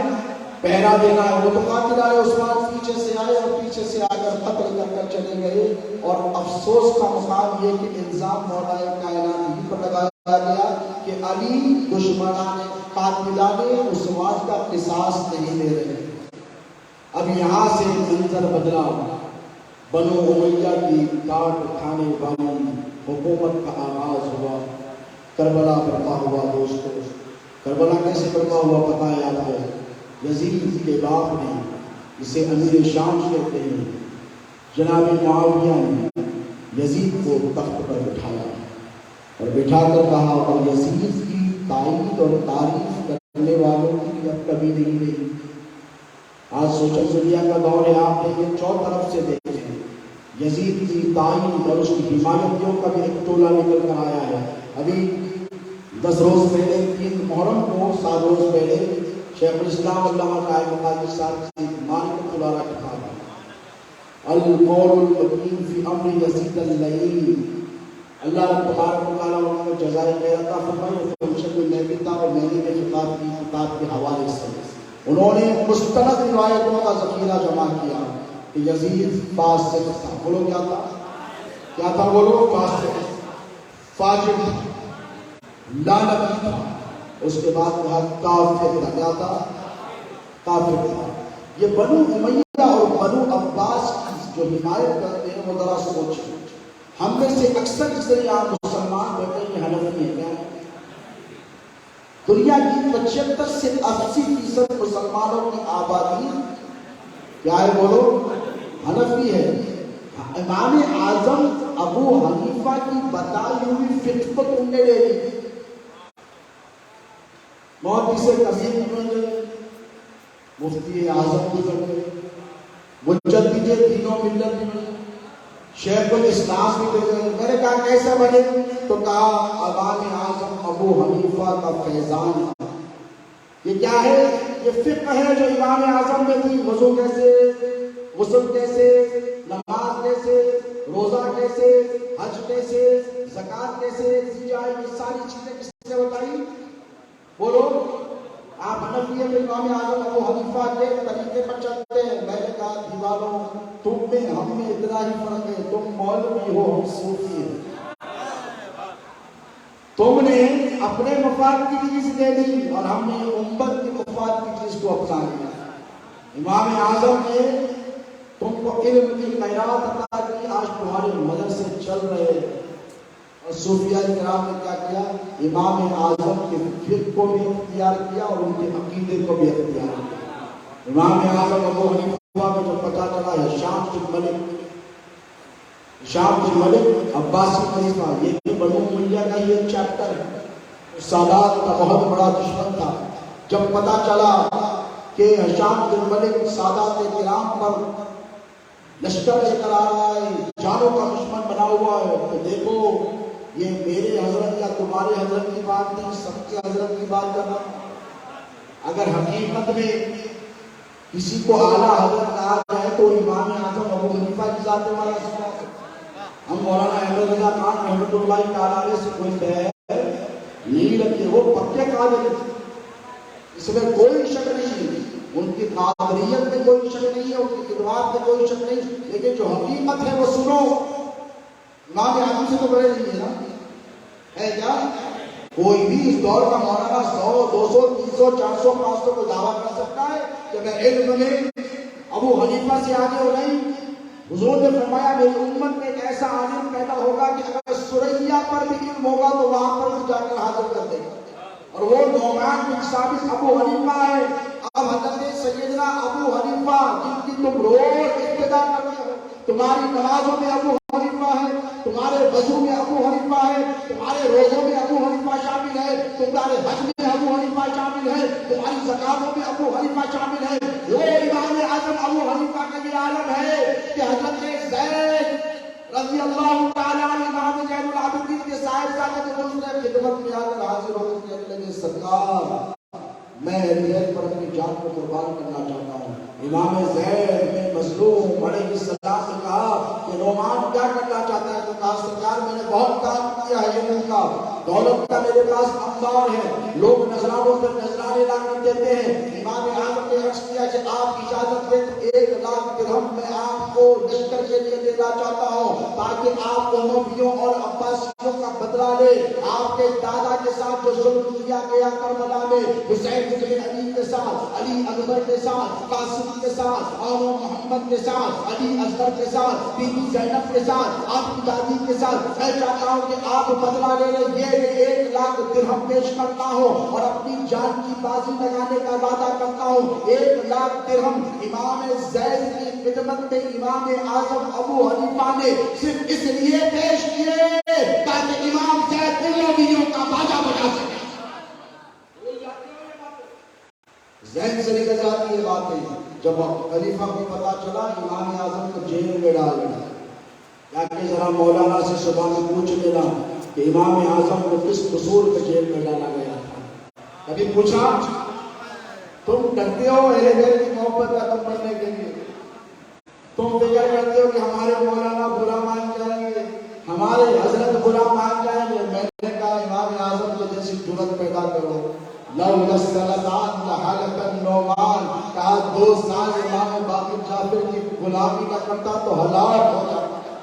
کیوں کہا؟ اس لیے سے ان کو پتا ہے کہ رسول اللہ نے فرمایا 2 چیزیں، ایک کتاب اللہ، ایک اہل بیت۔ امام اعظم کے ہاتھ میں کتاب اللہ، کتاب اللہ کا سب سے بڑے عالم اس دور میں امام اعظم حنیفہ تھے، لیکن لیکن ان کو پتا ہے کہ قرآن ہدایت بھی دیتا ہے، گمراہ بھی کرتا ہے، گمراہی سے بچنا ہے تو اہل بیت کا دامن پکڑ کر رکھنا ہے، مضبوطی سے پکڑ کر رکھا، چھوڑا نہیں۔ صحابہ کے بعد چلو اہل بیت کے بارے میں پوچھو، علی کے بارے میں پوچھو، امیر المومنین سیدنا عمر فاروق کیا کہتے ہیں؟ لولا علی لہلک عمر، علی اگر آپ میری مشکل کشائی کے لیے نہ ہوتے نا تو میں ہلاک ہو گیا۔ ہلاک ہونا کس کو کہتے ہیں؟ مر گیا ہوگا نہیں کہ اہل علم کو پتا ہے ہلاک ہونے کا مطلب ہے بری موت۔ آپ پڑھتے ہیں اخباروں میں سڑک حادثے میں 3 ہلاک، سڑک حادثے میں 3 کا انتقال نہیں ہوتے، آگ میں جل کر 5 آدمی ہلاک ہوئے۔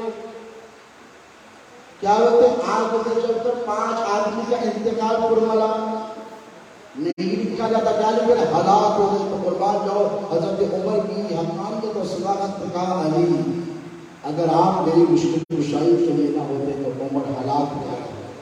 دوستو آج مسئلہ کیا ہے بتائے آپ کو؟ ساری دنیا میں بڑے صغیر میں جب جب اہل بیت کا ذکر کیا جاتا، محرم کی مجالس برپا کی جاتی تو ان کے پیٹ میں تکلیف ہوتی ہے، کہتے ہیں کہ نہیں صحابہ کا ذکر کیجیے۔ میں نے کہا صحابہ کا ذکر کیجیے، میں نے کہا بیٹا تم نے اہل بیت کے اطہار کا ذکر تو سمجھا ہی نہیں۔ اہل بیت کے اطہار کا ذکر کیا ہے؟ حضرت عبداللہ ابن مسعود کیا فرماتے ہیں؟ 1 سال کی مقبول عبادت سے بڑھ کر وہ 1 دن ہے جو اہل بیت کی محبت میں گزار دیا جائے، اور یہ دن ہمارے نصیب میں آیا۔ ہم 10 محرم الحرام کو پورا دن اہل بیت کے اطہار بنتے، ہماری تو ساری زندگی کی فکر ہی کربلا ہے، اور جس کی فکر کربلا ہے وہی کامیاب یاد رکھنا۔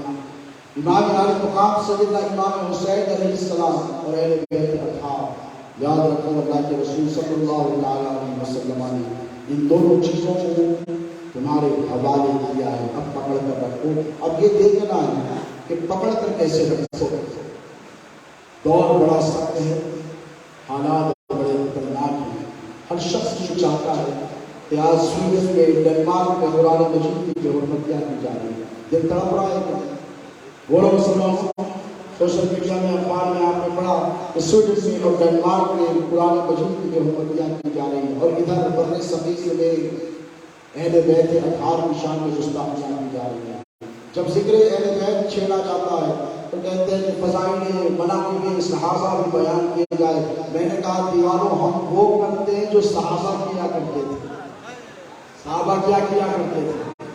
ام المومنین عائشہ صدیقہ سلام اللہ علیہا مسلمانوں کی ماں کیا فرماتی ہیں؟ ذکر علی کو عبادت ہے، علی کا ذکر کرنا عبادت، علی کی اولاد کا ذکر کرنا بھی عبادت، حسین ابن علی کا بھی ذکر عبادت، ان کی اولاد کا بھی ذکر عبادت۔ اس لیے یاد رکھو خارجیت بڑھے گی، بہت بڑھے گی، اور تمہارے ہاتھوں سے اہل بیت کے اطہار کا دامن چھڑانے کی حد تک مقدور کوشش کرے گی۔ لیکن کربلا کا منظر یاد رکھنا مسلمانوں، کربلا میں امام حسین چلے، کتنے ہیں؟ 72۔ بولو 72۔ سامنے کتنا بڑا لشکر ہے؟ 22,000 کا۔ پہلے 4,000 آئے، پھر بعد میں نکل کر اور 18,000 آئے، 22,000۔ کیا امام حسین کو پتا نہیں ہے کہ 72 کا مقابلہ 22,000 سے نہیں ہوتا؟ بھئی آپ کو خبر ہے، مجھے خبر ہے۔ امام حسین نے اسٹریٹجک پلاننگ نہیں کی ہوگی؟ یہ باب العلم کے بیٹے ہیں نا، جن کا بابا باب العلم ہو، اس کے بیٹے کو کیا یہ خبر نہیں کہ 72 کا مقابلہ 22,000 سے نہیں ہو سکتا؟ بولیے۔ لیکن امام حسین کے بائے استقامت کی ذریعے سے جو کچھ نہیں ہے، کہا 22,000 نہیں، 22,00,000 بھی ہوں تو حسین ابن علی اسلام کو بچانے کے لیے اپنی جان قربان کر۔ 22,000 میں سے ایک نکل گیا۔ توجہ ہے، کیا نام ہے ان کا؟ حضرت اگر امام حسین چاہتے کربلا میں تو 22,000 سے آ جاتا۔ مشکل تھا امام حسین کے لیے؟ بولو، مشکل تھا امام حسین کے لیے؟ 22,000 ادھر آ جاتے، لیکن 22,000 کو نہیں بلایا، 21,999 99 کو وہیں رہنے دیا، ایک کو لے لیا، ایک کا انتخاب فرمایا، اسے حر کیا اور اس دوزخ میں جانے والے کو جنتی بنا دیا۔ اللہ نے کہا وَلَا تَقُولُوا لِمَن يُقْتَلُ فِي سَبِيلِ اللَّهِ أَمْوَاتٌ بَلْ أَحْيَاءٌ وَلَٰكِن لَّا تَشْعُرُونَ۔ جو اللہ کی راہ میں مارے گئے ہیں انہیں مردہ ہر قسمت کو، وہ زندہ ہے، تمہیں اپنی اس صف میں لا کر حضرت ان کو ٹھہرا دیا۔ جو جہنم کا ایندھن بننے والے ان کو لا کر ادھر بولیے کہاں ٹھہرایا؟ جنت کا مستحق بنایا اور جنتی بنا دیا۔ میرے حسین اگر چاہتے ٹھوکر مار دیتے تو زمزم نکل کر آ جاتا، بھائی نہیں آتا، کیوں نہیں کیا؟ بھائی 600-700 سال کے بعد ان کے پوتے کے غریب نواز آیا، انا ساگر مرید کو دیے، خود لے گئے، کٹورا دے کے انہیں لے کے آگا، ڈھائی لے کے آگے۔ تو کیا ان کے دادا کے پاس یہ اختیار نہیں؟ کہنے والے نے کہا کہ اے دل فقیر دامن سلطان اولیاء، یعنی حسین ابن علی جانے ہوگی، وہ سید الاولیاء امام حسین کے اختیارات کا عالم کیا ہوگا؟ ان کے پوتے غوث اعظم جیلانی کا یہ عالم ہے کہ ٹھوکر مارے تو مردے زندہ ہوگا۔ اچھا یہ میں دیگر جماعت والوں کے لیے نہیں کہہ رہا ہوں، ان کے لیے کہہ رہا ہوں جو یا غوث کا نعرہ لگا کر یا حسین کہنے سے ڈرتے ہیں، جو یا غوث کا نعرہ لگا کر یا علی کہنے سے گھبراتے ہیں۔ میرا پیغام ان کے لیے کس کے لیے ہے؟ بولو، جو یا غوث کا نعرہ تو لگاتے ہیں لیکن یا علی خود کے کہنے سے ڈرتے ہیں۔ اگر امام حسین چاہتے ٹھوکر مار دیتے۔ کسی کہنے والے نے کہا کہ علی اصغر کا یہ عالم تھا کہ کبھی بی بی زینب سے آغوش کی، کبھی امام حسین سے آغوش کی، کبھی بی بی سکینہ اپنی آغوش کی ہوئی اور زمین پر نہیں رکھی، زمین پر نہیں رکھی۔ وہاں پر ایک جھولا بھی بنایا گیا، لکڑیاں لائی گئی، کپڑا رکھا گیا، ایک کرتا امام حسین کا بنایا گیا اور اس میں علی اصغر کو لٹا دیا گیا، زمین پر نہیں رکھی۔ عارفین نے کہا اس میں ایک حکمت تھی، پوچھا کیا تھی؟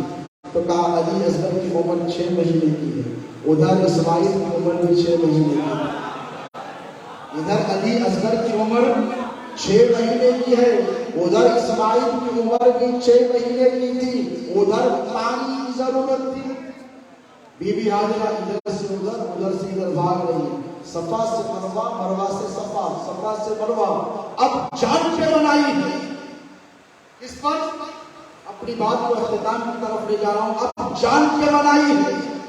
اب اگر پانی نہ ملے تو اسماعیل نہیں بچیں گے۔ بی بی حاجرہ جان گئی کہ مان گئی کہ اگر اب پانی نہیں ملے گا تو اسماعیل کی جان نہیں بچے گی۔ ابراہیم خلیل اللہ نے میرے حوالے کیا اور اللہ نے حکم کیا وہاں چھوڑ کر آؤ ابراہیم جو وادی غیر ذی زرع ہے۔ ابراہیم خبردار، خطرہ نہیں ہوگا پانی کا وہاں پہ۔ تو ابراہیم نے یہ نہیں کہا کہ مولا کیسے سروائیو کیسے کریں گے، کیسے؟ ابراہیم نے کہا ٹھیک ہے مولا، جیسے تم نے کہا تھا چھری چلاؤ تو کیا ابراہیم نے سوچا؟ جیسے تم نے کہا تھا آگ میں کودو تو کیا ابراہیم نے سوچا؟ ٹھیک اسی طرح تم نے کہا وادی غیر ذی زرع میں چھوڑ مکے میں لائے، چھوڑ دیا، پلٹ کر کے کہا جائے جائے، پانی تو نہیں ہے نا، کہیں نافرمانی تو مجھ سے نہیں ہو رہی۔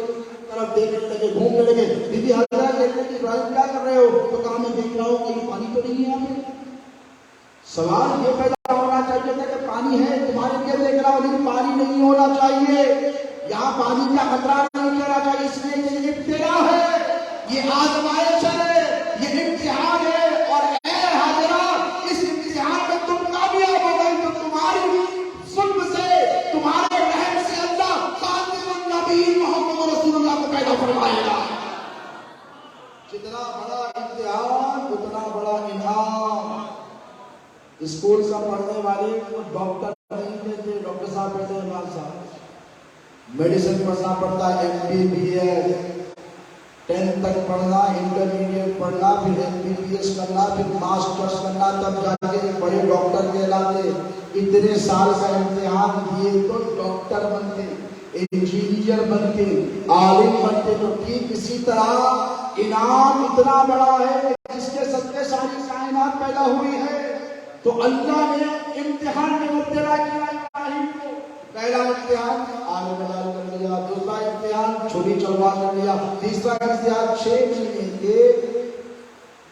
حضرت اسماعیل ذبیح اللہ کو کہا چھوڑ کر چلے جاؤ، چھوڑ کر چلے جاؤ۔ اب پانی ختم ہوا، بے چینی بے قراری پڑی، ذرا دیکھو اقبال نے ایسے ہی سادہ، بہت ہی سادہ اور رنگین ہے داستان حرم، نہایت اس کی حسین ابتدا ہے، نہایت اور ابتدا کو دیکھو کہاں شروع ہوئی اور کہاں قربانی ختم ہوئی۔ فدیناہ بذبح عظیم، ہم تمہیں ایک ذبح عظیم عطا فرماتے ہیں، وہ ذبح عظیم در اصل میرا حسین ہے، میرا حسین ہے۔ اب ادھر اسماعیل بے چین بے قرار ہو گئے، پیر رگڑ دیا زمین پر، بی بی ہاجرہ نے دیکھا منظر، پانی کا فوارہ نکلا، ایسا پانی کہ اگر روکنا نہ چاہتا تو سیلاب سارے کے سارا مکہ آبادی کا تصور نہیں تھا۔ اس وقت ہاجرہ اور اسماعیل تھے، تیسرا زمین تھا، یہ دونوں ابراہیم آتے کبھی ارض مقدس سے ملاقات کر کر چلے جاتے۔ اب جب دیکھا کہ سیلاب برپا ہو رہا ہے تو بی بی ہاجرہ نے کہا زم رک جا، پانی رک گیا، اللہ نے پانی عطا کیا۔ کیوں؟ اسماعیل کی جان کے لیے پانی ضروری تھا۔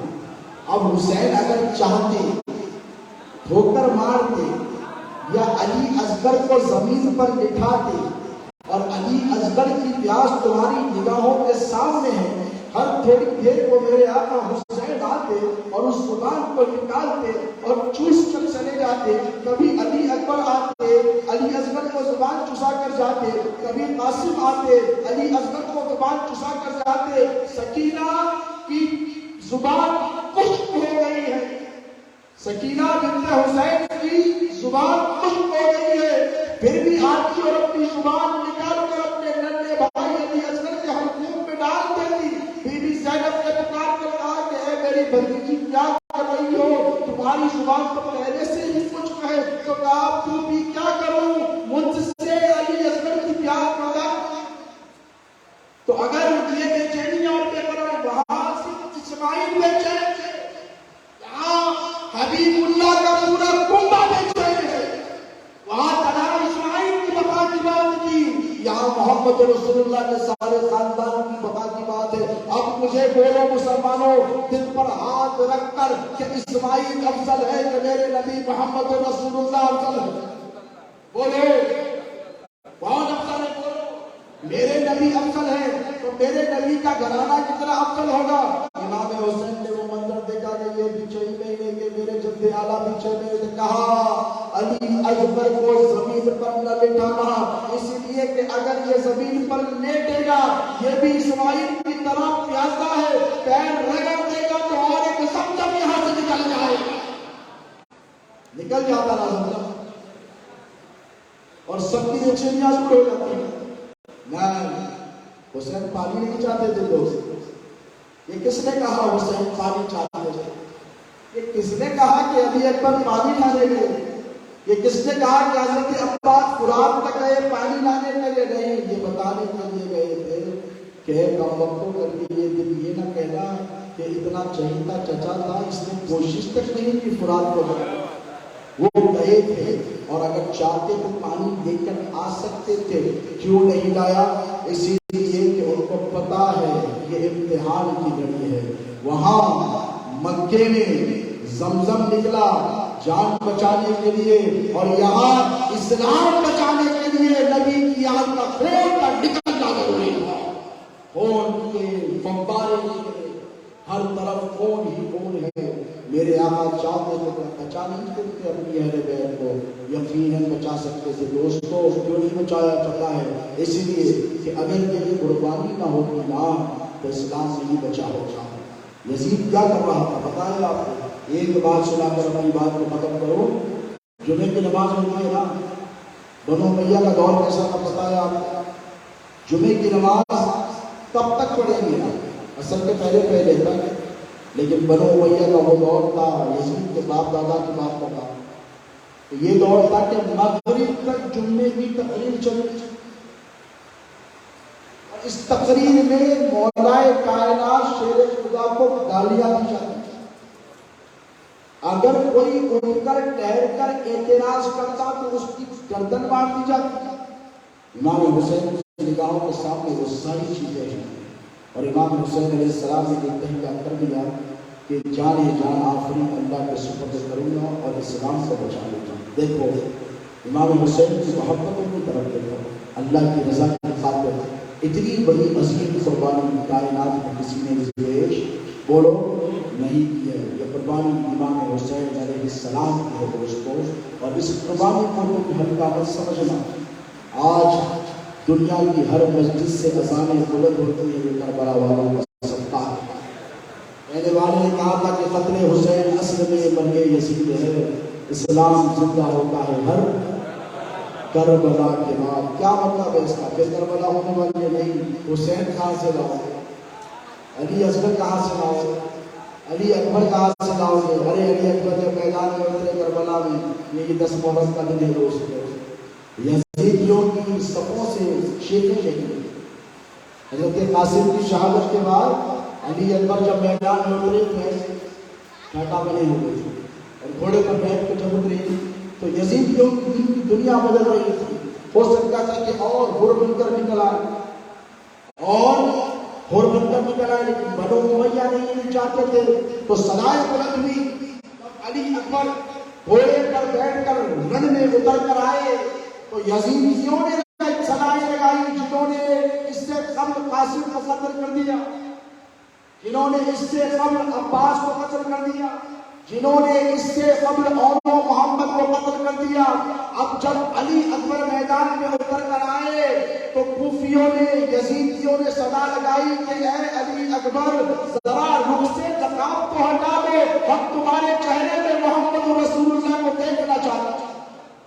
یہ صدائے بلند ہوئی جیسے ہی علی اکبر رضی اللہ تعالیٰ عنہ نے شفیع پیغمبر ہے، بولو شفیع پیغمبر سے نقاب ہٹایا تو دیکھنے والی ہر آنکھ نے چیخ مار کر کہا یہ وہی نقشہ ہے، وہی آنکھیں جو محمد رسول اللہ، وہی پیشانی ہے جو محمد رسول اللہ کی، وہی لحیہ ہے، وہی داڑھی ہے، وہی رخسار ہے، وہی آنکھیں ہیں، وہی ناک ہے، وہی رنگت ہے، ہو بہو وہی. ادھر سے شمر اور پوری کو غصہ آیا. ابن زیاد نے کہا اگر اتنی محبت تھی تو پہلے کیوں ان کے لوگوں کو قتل کیا؟ چھوڑو ان کے چکر میں بتاؤ، دولت تمہارا انتظار کر رہی ہے، عورت تمہارا انتظار کر رہی ہے، دنیا کا لالچ اور تما کیا. یک بار بھی حملہ ہوا، 140 یزیدیوں کو تنہا علی اکبر نے تحت دے دیا. معمولی بات ہے، یہ علی کا شیر ہے جس میدان میں چلا جاتا جیسے گزر جاتا. تو روایتوں میں آتا ہے جیسے بکروں کے ریوڑ میں شیر گھل جائے تو بکریوں کا جو عالم ہوتا، علی اکبر کی جوانی کا یہ عالم تھا. اہل بیت اطہار کمزور نہیں تھے دوستو، اتنے دن کے پیاسے بھوکے، اس کے بعد طاقتوں کا یہ عالم تھا. خدا کی عزت کی قسم دنیا نے ایسی شدید قوم دیکھی نہیں، ایسی بہادری کی کسی نے مظاہرے کیے ہی نہیں ہیں جو اہل بیت اطہار نے کیے. کربلا کی داستان بڑی سخت ہے دوستو، بڑی سخت ہے. وقت ملے زندگی میں تو پھر آپ کو سناؤں گا، لیکن میں نے جو باتیں آپ سے اس سے قبل کی ہیں ان پر غور و فکر کریں اور یاد رکھیں کہ یہ آئیڈیالوجی خارجیت اور ناسبیت کی ہے. یہ وہی ایجنڈا ہے جو کربلا میں انہوں نے بنایا، یہ وہی ایجنڈا ہے جو مہربان نے بنایا، یہ وہی ایجنڈا ہے جو صفین میں بنایا تھا. وہ کیا؟ دنیا یہ نہیں چاہتی کہ شیطان اور شیطانی قوتیں یہ نہیں چاہتی کہ تمہارے دل میں اہل بیت کی محبت رہے. ان کو پتا ہے یہ رہے گی تو نجات نازل ہے، یہ رہے گی تو جنت تمہاری پکی ہے. اسی لیے اس محبت کو نکالنے کے لیے یہ کوشش کر رہے. کربلا رہتی دنیا کو پیغام دیتی رہے گی. امام حسین علیہ السلام کی عظیم الشان قربانی یہ بتاتی رہے گی کہ اللہ کی رضا کی خاطر اگر اپنا سب کچھ قربان کرنا پڑے تو حسین ابن علی کی زندگی کو دیکھو، قربان کر دینا اور آگے بڑھ جانا. اللہ رب تبارک تعالیٰ سے یہی دعا ہے کہ مولا ہمیں اہل بیت اطہار کی سچی پکی محبت کا. ایک بات جو میں بھول گیا، اللہ جزائے خیر عظیم حاضر ہمت ہے، بہت زبردست بات ذہن سے نکل گئی تھی، تھکا ہوا ہوں، میں بولنا چاہتا تھا، اگر آپ کو اجازت دیں تو 5 منٹ میں بول دوں۔ میں آ ہی رہا تھا اس ٹاپک کی طرف، آج بیٹھا تھا میں عبدالعزیز قادری صاحب کے رہائش گاہ ان کے مکان پر، تو گفتگو چل رہی تھی کہ محرم میں پچھلے زمانوں میں مجید بھائی شاعر رفیق بھائی بیٹے سینئر لوگ ہیں، محرم الحرام میں اس مہینے میں سنیوں کے پاس بہت زبردست ایکٹیویٹیز ہوا کرتی تھی، اکھاڑے ہوتے تھے، مقابلے ہوتے تھے، کشتی، تو اس کمپٹیشن میں جیتنے کے لیے 1 سال کا نوجوان محنت کرتے تھے، پہلوانی کرتے تھے، داؤ سیکھتے تھے، کرتب سیکھتے تھے، اور اس کے بعد جب اکھاڑا ہوتا تو کئی پہلوان میدان میں اترتے، ان میں سے ایک کامیاب ہوتا اور 1 سال تک کے لیے وہ ٹائٹل جیتنے والے کے پاس ہوتا۔ اب آپ یہ سوچ رہے ہوں گے کہ کربلا کے ساتھ سے کشتی کا کیا تعلق؟ بھئی آپ بول رہے ہیں کہ what is the reference? Reference کیا ہے؟ کوئی ریفرنس ہے؟ ریفرنس کیا ریفرنس بتایا آپ کو؟ قوم کو تیار کیا جاتا ہے، کربلا بتائی جاتی ہے اور علی اکبر کی روح نوجوانوں میں پھونکی جاتی ہے، حضرت قاسم کی ہمت پھونکی جاتی ہے، شیر خدا کی قوت طاقت کا درس دیا جاتا تھا کہ مسلمانوں تیار رہو، ضرورت پڑ سکتی ہے، وہ ختم کر دیے گئے۔ اور ایک کام اجمیر شریف گئے ہونا، کتنوں نے سوشل میڈیا پر دیکھا ہے کہ اجمیر میں تعزیہ نکلا، نکلا نہیں نکلا؟ بولو۔ لاکھوں کی تعداد میں اہل سنت، کون؟ اہل سنت اس اجتماع میں شامل تھے جہاں پر تعزیہ نکالا۔ اب اگر آج کے دور میں سید عالم مصطفیٰ قادری یہ کہے کہ تعزیہ پھر سے نکالا جائے تو 1000 فتوے آ جائیں گے۔ بولیے، تعزیہ داری اہل سنت میں روا تھی، کیوں تھی؟ ذرا سوچ، تعزیہ ہوتا کیا؟ تعزیہ ایک ماڈل ہوتا ہے۔ امام حسین علیہ السلام کی گنبد مبارکہ، جامع مبارکہ، روضہ مبارکہ 10 دن تک دیا جاتا، لوگ آتے دیکھتے رہتے، کسی کو جامعوں میں امام حسین کی قربانیاں نظر آتی، کسی کو گنبد میں امام حسین کا پیش کیا گیا اللہ کی راہ میں خون نظر آتا، کسی کو اس ماڈل میں امام حسین کی جرأت نظر آتی، کسی کو اس ماڈل میں امام حسین کی استقامت نظر آتی، کسی کو ہیبت نظر آتی، کسی کو شجاعت نظر آتی، وہ دیکھتا اور اس کا ایک تعلق جڑ جاتا کربلا کے ساتھ۔ کس کے ساتھ؟ کربلا کے ساتھ۔ اب المیہ یہ ہے جنہوں نے تعزیے پر فتوے لگائے ہیں، آج ان کی ہر کتاب پہ ان کے حضرت کی گنبد پہ پٹے نظر آتے ہیں۔ اگر غلط کہہ رہا ہوں تو مجھے روکا جا رہا ہے، بلکہ کرناٹک جا کر دیکھیے، مدینہ شریف، کعبہ شریف، اس کے اوپر حضرت کی گنبد کی فوٹو، میں پروف دے سکتا ہوں، بتا سکتا ہوں، یہ محض اہل بیت اطہار کی دشمنی میں کیا گیا ہے۔ اور یاد رکھو دوستو، اللہ نشانیوں کو مٹانا پسند نہیں کرتا، اللہ تو نشانیوں کو زندگی عطا فرماتا ہے، اللہ تو زندگیوں نشانیوں کو تمام عطا فرماتا ہے، اللہ تو نشانیوں کو فروغ دیتا ہے، اور اللہ نشانیوں کو، وہ نشانیاں جو اس کے محبوبوں سے منسوب ہو جائے، اس نشانیوں کو اپنی نشانی فرماتا ہے۔ صفا مروا کیا ہے؟ آپ کیا پوچھتے ہو ان پتھروں کو؟ نہیں نا، اللہ کیا کہتا ہے؟ ان الصفا والمروہ من شعائر اللہ۔ اللہ کہتا ہے کہ بے شک نو ڈاؤٹ صفا اور مروہ، یہ تو پہاڑ ہے نا، یہ تو پتھر ہے نا، یہ خشک پتھر ہے نا، یہ نہ فائدہ کر سکتے ہیں، یہ نہ نقصان کر سکتے۔ خبردار، اللہ کہتا ہے ان الصفا والمروہ من شعائر اللہ، یہ پہاڑ نہیں ہے، یہ اللہ کی نشانی ہے۔ یہ تیری نشانی ہے کیسے ہو گئے؟ یہ تیری نشانی ہے، یہ تو بے جان ہے نا، یہ تو پتھر ہے نا، یہ تو پوجے جاتے ہیں پانچ مذاہب میں، یہ بول سکتے نہ فائدہ دے سکتے نہ نقصان دے سکتے۔ تو اللہ نے فرمایا میری نشانی اس لیے کہ اس پہاڑ کا تعلق میرے ذبیح اسماعیل کی پیاس سے ہے۔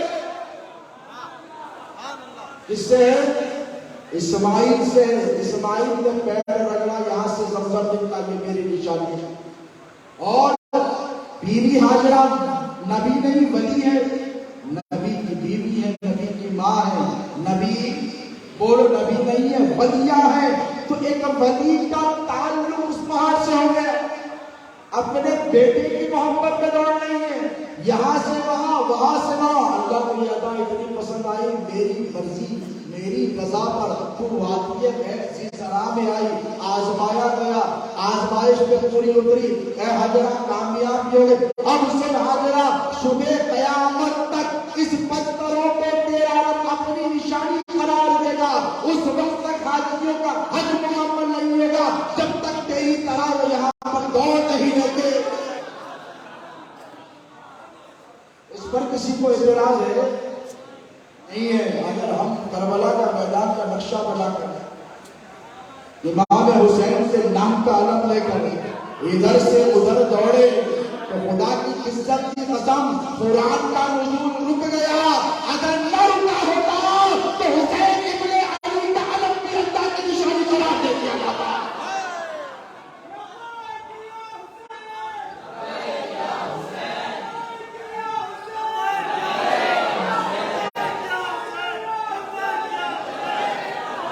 حکمتوں کو سمجھو، حکمتوں کو۔ ابھی عبدالعلیم قادری صوبہ سے حج کو جا کر آئے ہیں، گزشتہ سال عظیم قادری بھی جا کر آئے، ہمارے ماجد انصاری صاحب بھی جا کر آئے۔ حاجیوں سے پوچھو جب حج کو جاتے ہیں کیا دیکھ کر آتے ہیں؟ اللہ نظر آیا؟ نہیں، اللہ کی نشانیاں نظر آئی، کعبہ نظر آیا، حجر اسود نظر آیا، حضرت اسود کو چوم کر آیا، کیا ہے؟ میں نے کہا پتھر ہے۔ کیا ہے حجر اسود؟ حضرت عمر فاروق رضی اللہ تعالیٰ عنہ ایسے گئے اور خلافت میں حضور کی مثال کے بعد چوما، چھوڑ دیا، اور چھوڑ کر پتھر کی طرف لے کر کہا تو صرف پتھر ہے، اور کہا نہ تو فائدہ پہنچا سکتا ہے نہ نقصان۔ اور سن، میرے نبی نے تجھے نہ چوما ہوتا تو عمر ابن خطاب تجھے ہاتھ بھی نہیں لگا، لیکن چوما۔ کیوں چوما؟ نبی نے چوما۔ اور نبی نے کیوں چوما؟ کہاں سے آیا؟ توجہ ہے، کہاں سے آیا؟ جنت سے آیا، اسی لیے چوما۔ ارے پتھر جو جنت سے آیا اسے چوما تو حجر اسود ہو گیا۔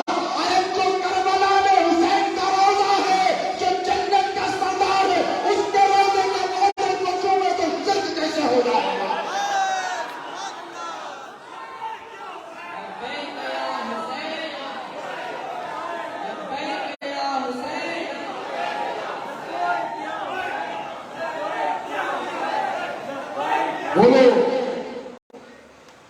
میرے نبی نے حسین کو چوما، وہ بھول گئے، وہ یاد نہیں رہا، زبان چسائی، گردن پر بوسے دیے اور گلے پر بوسے دیے، کہا یہ کاٹا جائے گا، یہاں سے کاٹا جائے گا، یہاں سے کاٹا جائے گا۔ وہ بھول گئے، دشمنی یاد لے گئی، بس تازیادی کا آگ بگولا ہو گئے۔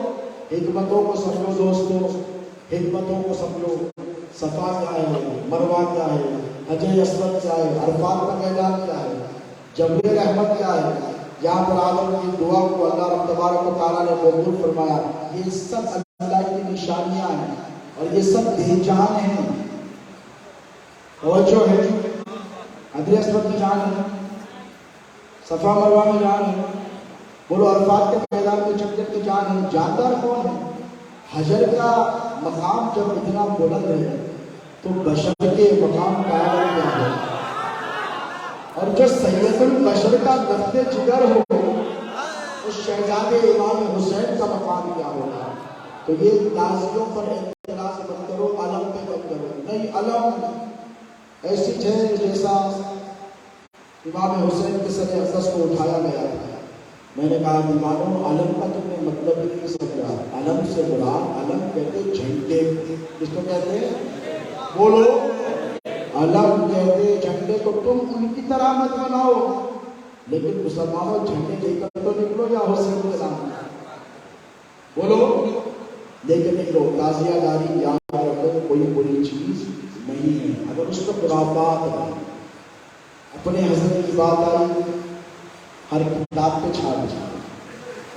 اپنے مولانا کی بات آئی جلوس کے ساتھ لے کے نکل پھولا برسا رہے ہیں. اور جب نبی کے شہزادوں کی بات آئی تو وہیں پر مصلحت پسندی سے کہا یہ دراصل مسلمانوں کے تعلق اہل بیت کو کمزور کرنے کی سازش ہے. سازش ہے. یاد رکھو روئے زمین پر اللہ کی سب سے بڑی نشانی امام حسین کی ذات ہے. امام حسن کی ذات ہے. مولا علی مشکل کشا شیر خدا کی ذات ہے. رسول اللہ صلی اللہ علیہ وسلم سے اس گھرانے کی ذات ہے. اہل بیت سے اپنی غلامی کے رشتوں کو مضبوط بناؤ.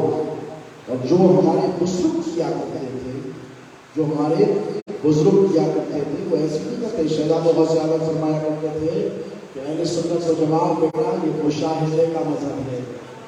ہمارے بزرگوں نے دیکھا ہے آنکھوں سے ان پر سے حجابات اٹھے اور تب جا کر انہوں نے ہم کو اس پر عمل کروایا ہے.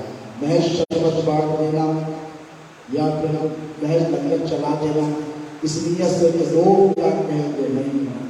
لنگر چلاؤ نیاز کرو خود بھوکے رہو دوسروں کو کھلاؤ. اس میں لطف ہے دوستوں. اس لیے اسلام کھانے پینے کا مذہب صرف نہیں ہے. میرے آقا بھوکے رہا کرتے تھے 3 دن پیٹ پر پتھر بانا کرتے تھے. بات کہتے نہیں کہ حضور کو لطف آتا تھا. کیوں آتا تھا؟ رمضان کے مہینے میں ہر مسلمان حسینی کردار ادا کرتا ہے. بولیے صبح ساجد سے لے کر شام تک کچھ نہیں کھاتا اختیار میں ہوتا. کیوں نہیں کھاتا؟ اللہ تیری رضا چاہتا. پانی نہیں پیوں گا کھانا نہیں کھاؤں گا تو چاہیے تیری رضا چاہیے. مسلمانوں تم 30 دن کے روزوں میں اللہ کی رضا کو تلاش کرتے ہو. وہ تمہارے 30 دن کا کائنات کے 30,000 کروڑ سال ایک طرف میرے حسین کا 3 دن بھوکا اور پیاسا رہنا ایک طرف. دنیا کی کوئی عظمت امام حسین کی نالے گڑھ تک نہیں پہنچ سکتی. اہل بیت کے اطہار سے اپنے رشتے کو مضبوط کرو. اللہ تبارک و تعالیٰ سے یہی دعا ہے کہ مولا کریمہ کا سزا فضا نوازا پروردگارا ہمارے یہاں جمع ہونے کو قبول کرے. اے اللہ کہنے سننے سمجھنے میں اگر ہم سے کوئی غلطی خطا لفظ سرزد ہوئی ہو تو اپنے فضل سے اپنے کرم سے اپنے لطف سے اپنے عطا سے معاف کر. اے باری تعالیٰ یہاں جتنے حاضرین یہ سب تیرے نبی اور تیرے نبی کی عادت سے محبت کرنے والے ہیں. یہ امام حسین کے غلام ہیں. یہ سیدہ کائنات کے غلام ہیں.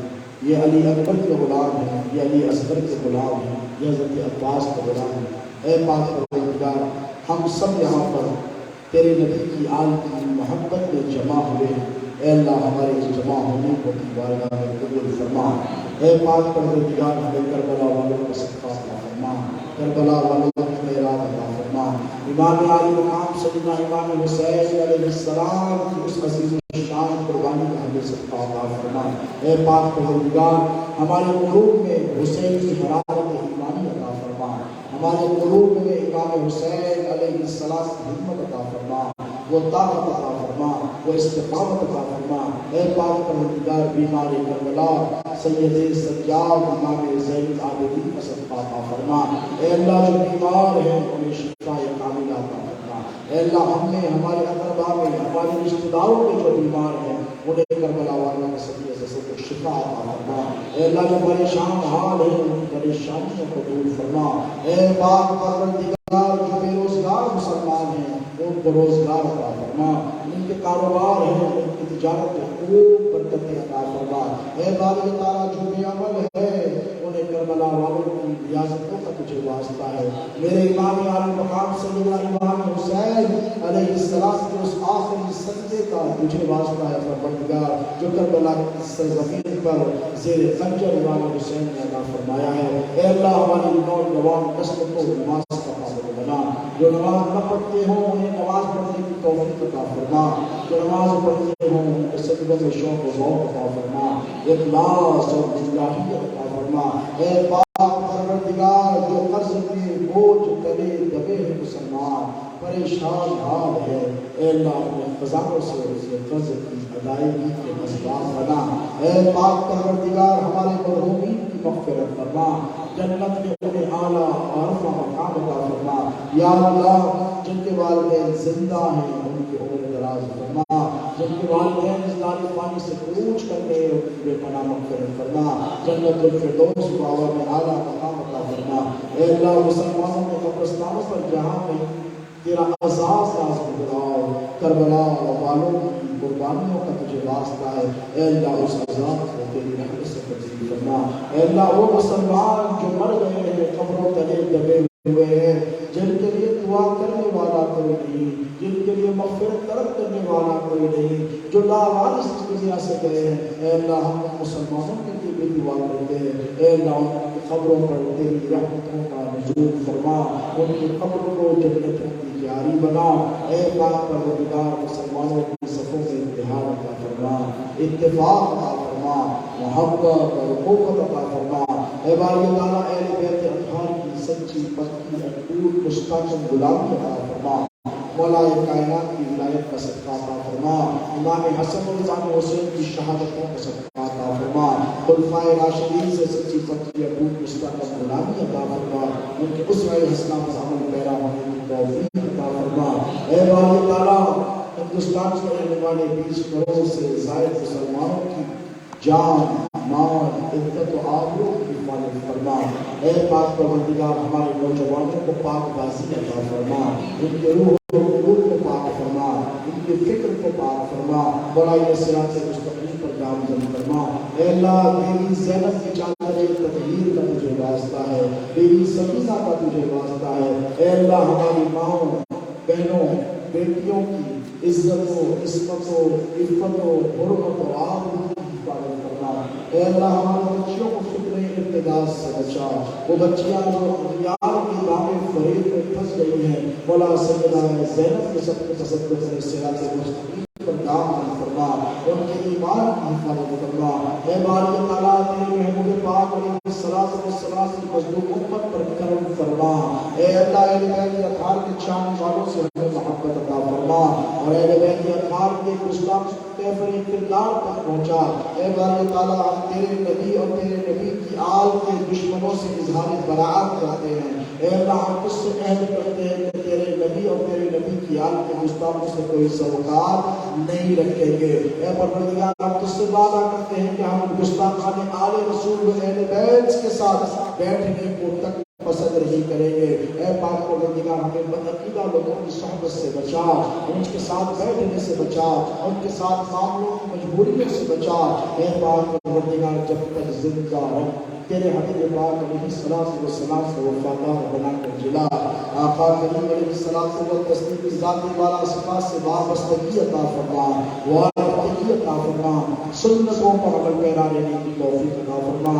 اے اللہ جن ممالک میں اسلام دشمن ممالک میں قرآن پاک کی بے حرمتیاں کی جا رہی ہوں، مولا وہاں پر تیرا قہر نازل فرما، وہاں پر تیرا عذاب نازل فرما، اور مسلمانوں کو قرآن کے مقدس کو سمجھنے کی توفیق عطا فرما، قرآن پڑھنے کی توفیق عطا فرما، قرآن پڑھ کر سمجھنے کی توفیق عطا فرما، اور سمجھ کر اس پر عمل پیرا ہونے کی توفیق عطا فرما۔ اے اللہ کربلا والوں کی قربانیوں پر تجھے واسطہ ہے پروردگار، آج کے اس جلسے کے ختم ہونے سے پہلے اے اللہ ہم سب کی مغفرت فرما، اے اللہ ہم سب کی مغفرت فرما، اے اللہ ہم سب کی مغفرت فرما۔ اے پروردگار ہمارے دانستہ نادانستہ گناہوں کو معاف فرما، ظاہر دوشیدہ گناہوں کو معاف فرما، ان گناہوں کو معاف فرما جو ہم نے دن کے اجالوں میں کیے ہیں، اور ان گناہوں کو معاف فرما جو ہم نے چھپ چھپا کر رات کے اندھیروں میں کیے ہیں۔ اے اللہ ہم سب کے دلوں کی احوال سے باخبر ہے، مولا ایسی صحت عطا فرما جس کے بعد بیماری نہ ہو، اور ایسی توبہ عطا فرما جس کے بعد کوئی گناہ نہ ہو، اور ایسی فرمانبرداری عطا فرما جس کے بعد کوئی نافرمانی نہ ہو۔ اللہ اللہ تیرے محض غضب سے ہمیں بچا، تیری ناراضگی سے بچا، تیری خوشنودی عطا فرما، تیری رضا عطا فرما، تیری محبت عطا فرما، تیری معرفت عطا فرما۔ اے بار تعالیٰ خدائے عالم کے مسلمانوں پر جہاں کہیں ظلم، زیادتی، تشدد، بربریت ہو رہی ہو، اپنے فضل سے کربلا والوں کو سب کے عزیز و عاقبت فرما، ان کی استعانت فرما، مسلمانوں کو ایک بنا، مسلمانوں کو ایک بنا، غوث اعظم کی رانگی دستگیر کے اس میں مبارکہ پر چلنے کی توفیق عطا فرما، سلسلہ قادریہ کی تعلیمات پر عمل پیرا رہنے کی توفیق عطا فرما۔ حضور خواجہ اعظم خواجہ ہندوستان سرکار غریب نواز کے مشن پر عمل پیرا رہنے کی توفیق عطا فرما، علماء کا ادب کرنے کی توفیق عطا فرما، مشائخ کی تعظیم کرنے کی توفیق عطا فرما، انہوں نے حال بچوں کو مولا علم عطا فرما، علم کی دولت سے سیراب اور کامیاب فرما۔ وصلی اللہ تعالی علی خیر خلقہ سیدنا ونبینا وشفیعنا وحبیبنا ومولانا محمد وعلى وصحبه اجمعین۔